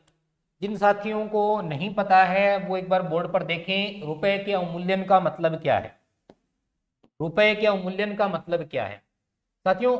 अगर मैं वर्तमान परिप्रेक्ष्य की बात करूं, वर्तमान समय की मैं बात करूं, तो भारत का 1 रुपया, भारत का 1 रुपया जो है वो डॉलर में किस मुकाबले है, डॉलर में किस मुकाबले है, उसका हम परिप्रेक्ष्य नापते हैं, दोनों की तुलना करते हैं। ठीक उत्तर आ रहा है? देखिएगा, सिंपल सी बात समझिएगा, वर्तमान समय में जो $1 है, $1 वो लगभग भारत के 85 रुपए के बराबर है। कितने रुपए के बराबर है? 85 रुपए के बराबर है। कोई विदेशी व्यक्ति $1 लेकर के आता है तो वो भारत में 85 रुपए के बराबर की वस्तु खरीद सकता है। इस बात का मतलब आप समझते हो कि कोई व्यक्ति 1 रुपया वहां से लेके आता है, अमेरिकी 1 रुपया, उससे भारत में 85 रुपए की वो चीजें खरीद सकता है। ये भारत की मुद्रा की अंतर्राष्ट्रीय वैल्यू है, ये भारत की मुद्रा की अंतर्राष्ट्रीय कीमत है। अब समझिएगा इस चीज को, अगर इस 85 रुपए को मैं 90 रुपए कर देता हूं, मान लीजिए इस 85 रुपए को मैंने 90 रुपए कर दिया, इसका मतलब डॉलर के मुकाबले मुद्रा की वैल्यू, डॉलर के मुकाबले मुद्रा की जो वैल्यू है वो वैल्यू मैंने क्या कर दी साथियों? कम कर दी। क्या कर दी? कम कर दी। आप बोल रहे हो सर आपने तो वैल्यू बढ़ा दी। कम कहां कर दी? कम ऐसे कर दी कि पहले 1 रुपए के परिप्रेक्ष्य की मैं बात कर रहा हूं, 1 रुपया 85 रुपए के बराबर था। अब उसी 1 रुपए में कितने रुपए का सामान वो खरीद सकते हैं? 90 रुपए का सामान खरीद सकते हैं। इसका मतलब बताओ, अंतरराष्ट्रीय स्तर पर मुद्रा की कीमत बढ़ी कि गिरी? गिरी। अंतरराष्ट्रीय स्तर पर मुद्रा की कीमत गिरी, इसीलिए डॉलर भारी हो गया, रुपया क्या हो गया? हल्का हो गया, यानी रुपए की वैल्यू कम हो गई। इसका भारतीय अर्थव्यवस्था पर क्या इफेक्ट आएगा?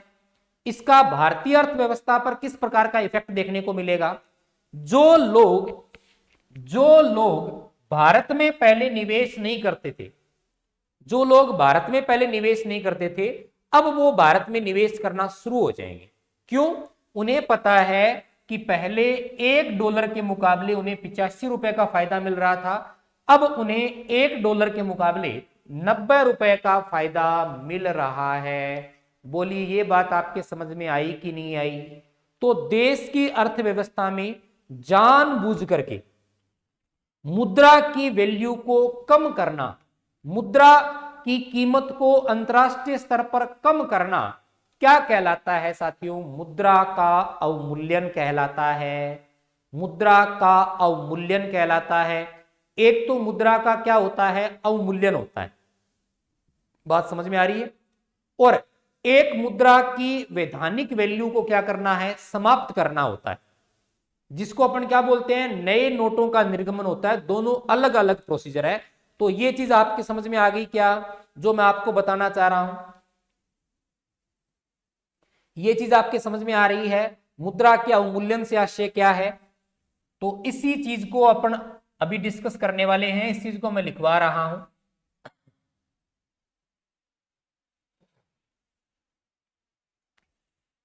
तो इसी के नीचे आपको लिखना है क्या?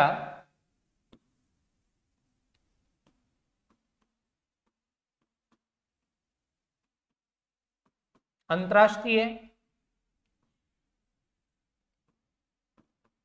मुद्रा के मुकाबले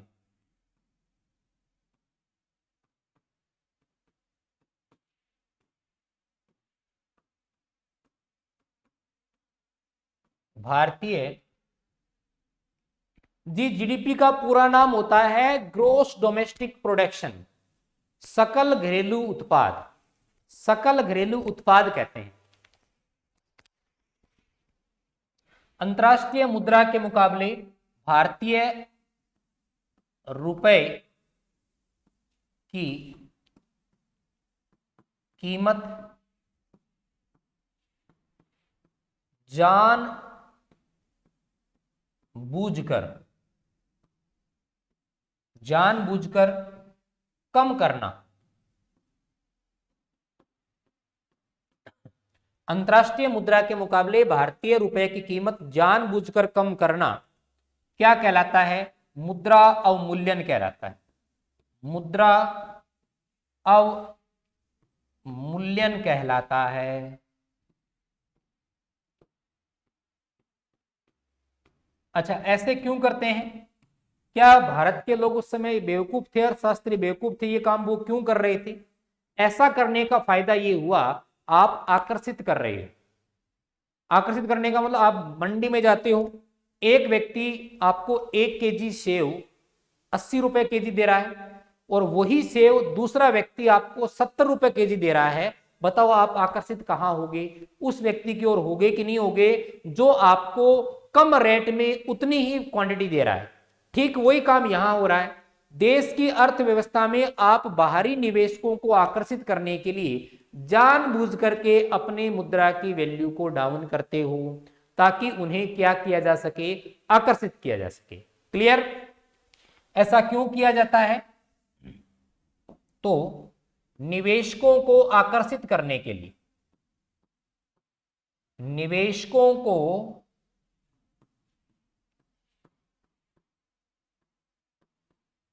आकर्षित करने के लिए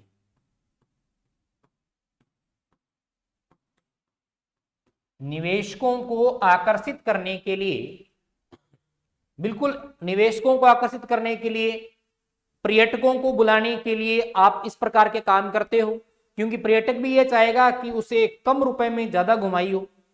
महत्वपूर्ण प्रश्न ये है कि भारत में क्या अब तक रुपए का अवमूल्यन हुआ है, और हुआ है तो कितनी बार हुआ है? साथियों, अगर सन वाइज मुझे पूछे तो सन वाइज ये हुआ है 3 बार।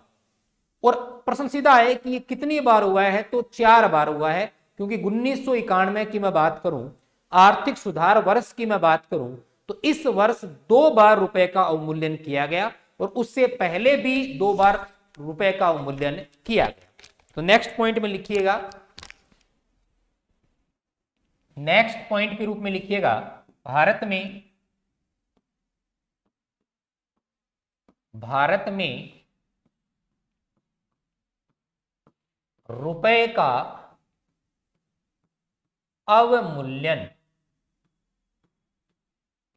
भारत में रुपए का अवमूल्यन। तो भारत में रुपए का अवमूल्यन मैंने कहा सन वाइज 3 बार, 1949, 1966 और 1991। रिपीट कीजिएगा मेरे साथ, 1949, 1949, 1966 और 1991। सन वाइज 3 बार भारत में क्या हुआ है, रुपए का अवमूल्यन हुआ है। 1949 में हुआ था 30.5%। 1966 में हुआ था 36.5%। और 1991 में मैंने कहा था 2 बार हुआ था। 1991 में कितनी बार हुआ था, 2 बार, 18% और 2%। 18% प्लस 2%। जी बिल्कुल राजवीर जी, आपने ये बिल्कुल ठीक बात की है। मुझे बताइएगा, आप बाहर वाले व्यक्तियों को 20 रुपए की चीज 10 रुपए में दे रहे हो, तो 10 रुपए का आपको घाटा हो रहा है कि नहीं हो रहा? सेंट्रल गवर्नमेंट को घाटा हो रहा है कि नहीं हो रहा? वो सेंट्रल गवर्नमेंट उस घाटे की पूर्ति कहां से करेगी? लोकल जनता से करेगी। और लोकल जनता से करने का मतलब देश में महंगाई का बढ़ना।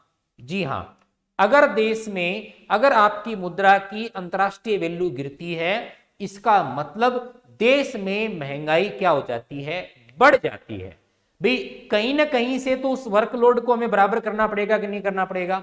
अगर आप वस्तु सस्ती बेच रहे हो तो सीधी सी बात है, जो भार आएगा वो उस भार को हमें मेंटेन कहीं ना कहीं करना पड़ेगा कि नहीं करना पड़ेगा? तो बाहर वालों को बुलाने के लिए जो भार है वो देश के घर वालों पर, यानी जनता पर उस चीज का वजन पड़ता है, यानी महंगाई इससे बढ़ेगी। ये ध्यान देने वाली पॉइंट है।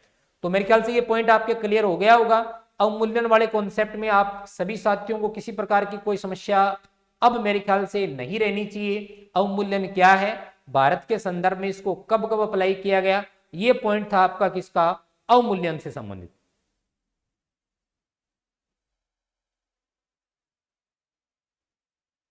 क्लियर है? और इसके अलावा क्या दिया गया, तो एक हमें ध्यान में रखना है कि भारत में एफडीआई को प्रारंभ कर दिया गया। साथियों एफडीआई क्या होता है? बिल्कुल कमाई होगी, निवेशकों से रोजगार बढ़ेगा, लेकिन महंगाई जो शब्द है ना, वो पर्टिकुलर मैं किसके लिए काम में लेता हूं? महंगाई शब्द है उपभोक्ताओं के लिए। अगर पर्यटक आएंगे, देश में उत्पादन बढ़ेगा तो उत्पादकों को फायदा होगा। साथियों जो थोड़ा बहुत टॉपिक को पढ़ चुके हैं, किसको, मुद्रास्फीति को, वो बड़े अच्छे प्रकार से समझ सकते हैं कि महंगाई जो है वो उत्पादकों के लिए हमेशा फायदेमंद रहती है। हमेशा उत्पादकों के लिए फायदेमंद रहती है क्योंकि उनकी आय बढ़ती है, जबकि उपभोक्ता वर्ग के लिए ये चीज क्या रहती है, नेगेटिव रहती है। उपभोक्ता पर उस चीज का भार बढ़ता है। इसलिए दोनों अलग अलग फैक्टर हैं। इसको समझने के लिए आपको मुद्रास्फीति का टॉपिक समझ में आना बहुत जरूरी है, तब आप महंगाई को या मुद्रास्फीति को ज्यादा बढ़िया तरीके से डिस्क्राइब कर पाओगे, समझा पाओगे। क्लियर? तो ये बात होगी इसके संदर्भ में। एक पॉइंट आपको इसमें और ऐड करना है, उदारीकरण में एक पॉइंट आपको और ऐड करना है। वो पॉइंट क्या है, उस पॉइंट को देखिएगा। मैं एफडीआई की बात कर रहा था। किसकी बात कर रहा था? एफडीआई का, कि भारत में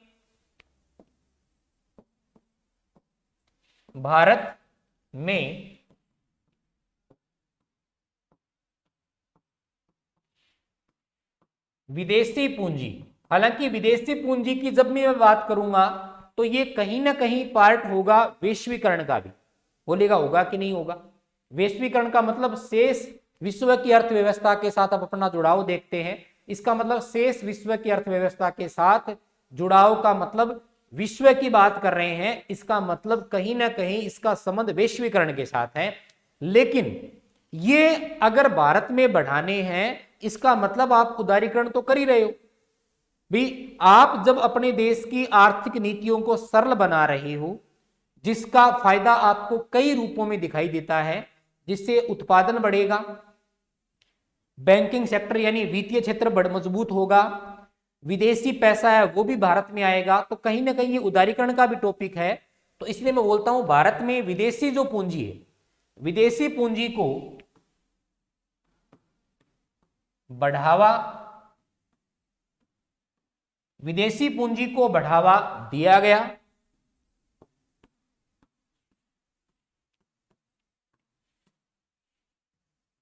एफडीआई, इसको बोलते हैं फॉरेन डायरेक्ट इन्वेस्टमेंट, विदेशी प्रत्यक्ष निवेश, विदेशी प्रत्यक्ष निवेश, विदेशी प्रत्यक्ष निवेश यानी एफडीआई इसका मुख्य माध्यम बना, इसका मुख्य माध्यम बना। यानी आपने क्या किया, उत्पादन को बढ़ाने के लिए एफडीआई का सहारा लिया। और एफडीआई है क्या साथियों? माफ कीजिएगा, एफडीआई है क्या? मान लो कोई विदेशी व्यक्ति भारत में पैसा लगाने का इच्छुक है, वो ये चाहता है कि भारतीय अर्थव्यवस्था में वो निवेश करे, इन्वेस्टमेंट करे, तो उसके क्या तरीके हो सकते हैं? दो तरीके हो सकते हैं। एक तरीका हो सकता है वो भारत में पैसा लगाए पोर्टफोलियो इन्वेस्टमेंट के रूप में, अप्रत्यक्ष निवेश के रूप में, मतलब पैसा लगेगा जरूर लेकिन वो पैसा उसके नाम से नहीं लगेगा। भारत में पहले से स्थापित किसी उद्योग, किसी फर्म में वो पार्टनर बनेगा या उसमें अपना निवेश करेगा, यहां वस्तु बेचेगा वो उसी फर्म के नाम से, उसे बोलते हैं अप्रत्यक्ष निवेश। दूसरा तरीका होता है वो भारतीय रिटेल मार्केट में, मतलब खुदरा बाजार में खुद के प्रोडक्ट को अपने नाम से उतारता है, उसे अपन बोलते हैं एफडीआई, फॉरेन डायरेक्ट इन्वेस्टमेंट, विदेशी प्रत्यक्ष निवेश। साथियों, विदेशी प्रत्यक्ष निवेश के अंतर्गत बहुत बड़ी मात्रा में विदेशी पूंजी का भारत में आगमन हुआ। 1991 के बाद कई क्षेत्र ऐसे हैं जहां पर बड़ी मात्रा में विदेशी पूंजी को आकर्षित करने के लिए बड़ी मात्रा में उनको छूट दी गई। अब वो क्षेत्र कौन कौन से हैं, कुछ एक क्षेत्र मैं आपके साथ डिस्कस कर रहा हूं। सबसे पहले मैं बात करूं इस परिप्रेक्ष्य में कि क्षेत्र कौन सा है, तो सबसे पहले अपन बात करते हैं प्रिंट क्षेत्र में, यानी प्रिंट मल्टीमीडिया जो क्षेत्र है उसमें 26% विदेशों लोगों को आरक्षण है कि वो अपना पैसा लगा सकते हैं। इसके अलावा अपन बात करें, सबसे इंपॉर्टेंट बात है वो बैंकिंग सेक्टर की है। किस सेक्टर की बात करें? निजी बैंकिंग में 74% के लगभग है। निजी बैंकिंग सेक्टर की मैं बात करूं तो ये 74% तक एफडीआई उनको करने का अवसर प्रदान किया जा रहा है। इसके अलावा कई सारे क्षेत्र तो ऐसे हैं जहां 100% उन्हीं को सौंप दिया गया है, जैसे पर्यटन हो गया, होटल हो गए, परिवहन हो गया, दवाई क्षेत्र हो गया, इसमें 100% एफडीआई उन्हें दी गई है। परिवहन,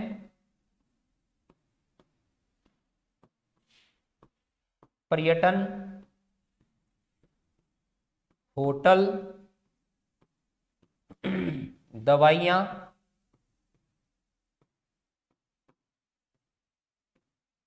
आदि क्षेत्र में 100% एफडीआई दी गई है। तो मेरे ख्याल से एफडीआई का कॉन्सेप्ट भी आपके दिमाग में क्लियर हो गया होगा। एफडीआई का मतलब होता है भारत में जो उद्योग काम कर रहे हैं उनमें सीधा निवेश किनका? विदेशी लोगों का।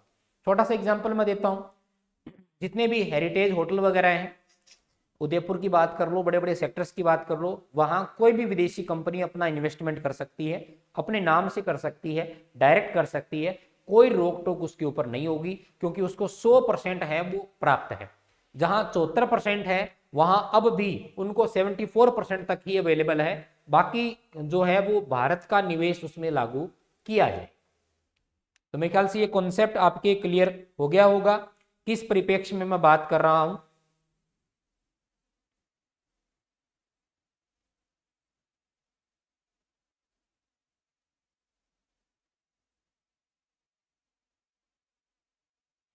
एक चीज और लिखिएगा, इसी के अंतर्गत एक अपन पॉइंट को शामिल करते हैं, वो है सार्वजनिक क्षेत्रों, सार्वजनिक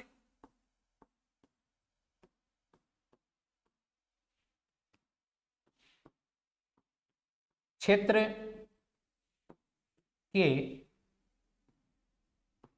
उद्योगों की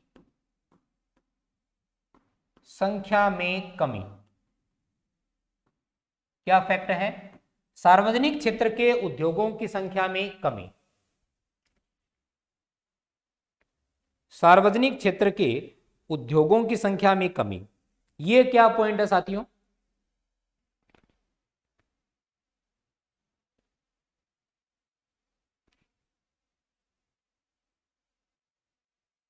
इसका मतलब ये हो गया कि सरकार के जो अधीन है, सरकार के अधीन जो भी उद्योग हैं,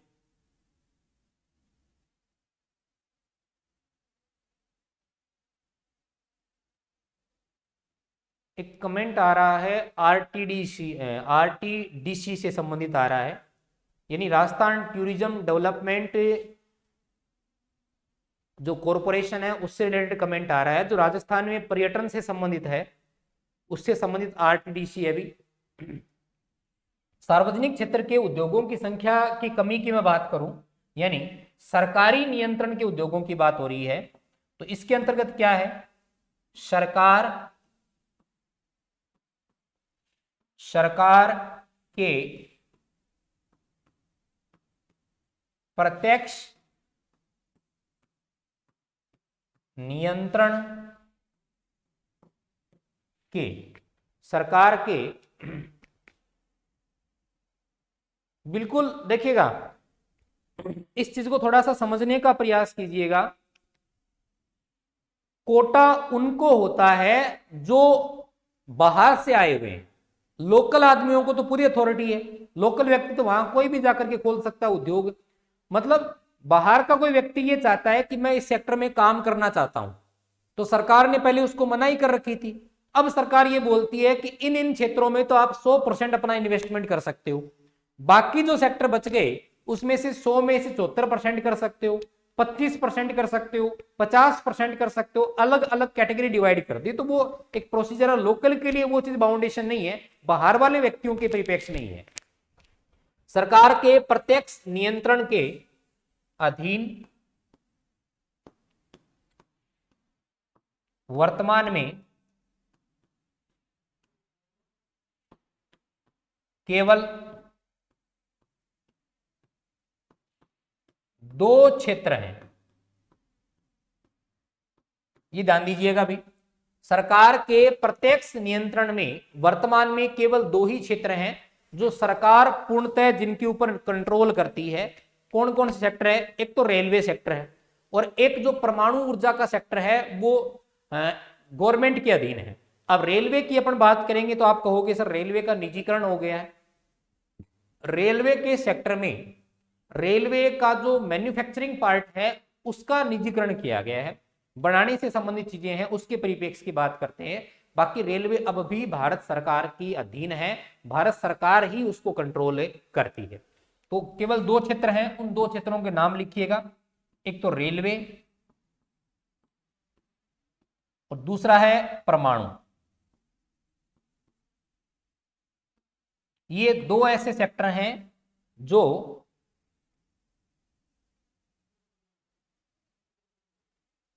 जी बिल्कुल लेते हैं। जैसे लोकल वाले लोगों से आप कर लेते हो, वैसे ही विदेशी लोग जो कमाते हैं उसके ऊपर भी एक टैक्स उनसे वसूल किया जाता है। ये सारी चीजें बिल्कुल इसमें शामिल होती हैं, तो इसमें कोई दिक्कत वाली बात नहीं है, वो तो सब पर लागू होगा। क्लियर है? तो ये अपन ने डिस्कस कर लिया अभी आज की क्लास में किस टॉपिक को, जो अपना उदारीकरण का टॉपिक चल रहा था। जी नहीं, क्लास अभी मैं एंड कर रहा हूं। आज की क्लास में अपन इतना ही डिस्कस करेंगे। जो अपना आर्थिक सुधार का जो टॉपिक है वो अगली क्लासों में भी कंटिन्यू रहेगा। आज की क्लास में अपन ने उदारीकरण को डिस्कस किया। उदारीकरण से पहले अपन ने ये डिस्कस किया कि किस आधार पर 1991 के आर्थिक सुधारों की आवश्यकता महसूस हुई, उस परिप्रेक्ष्य में भी बात की। तो बाकी का डिस्कशन अपना नेक्स्ट क्लास में जारी रहेगा। मैं ऐसी आशा करता हूं कि आज की क्लास आपके लिए बेहद खास रही होगी। बाकी का डिस्कशन नेक्स्ट क्लास में। धन्यवाद।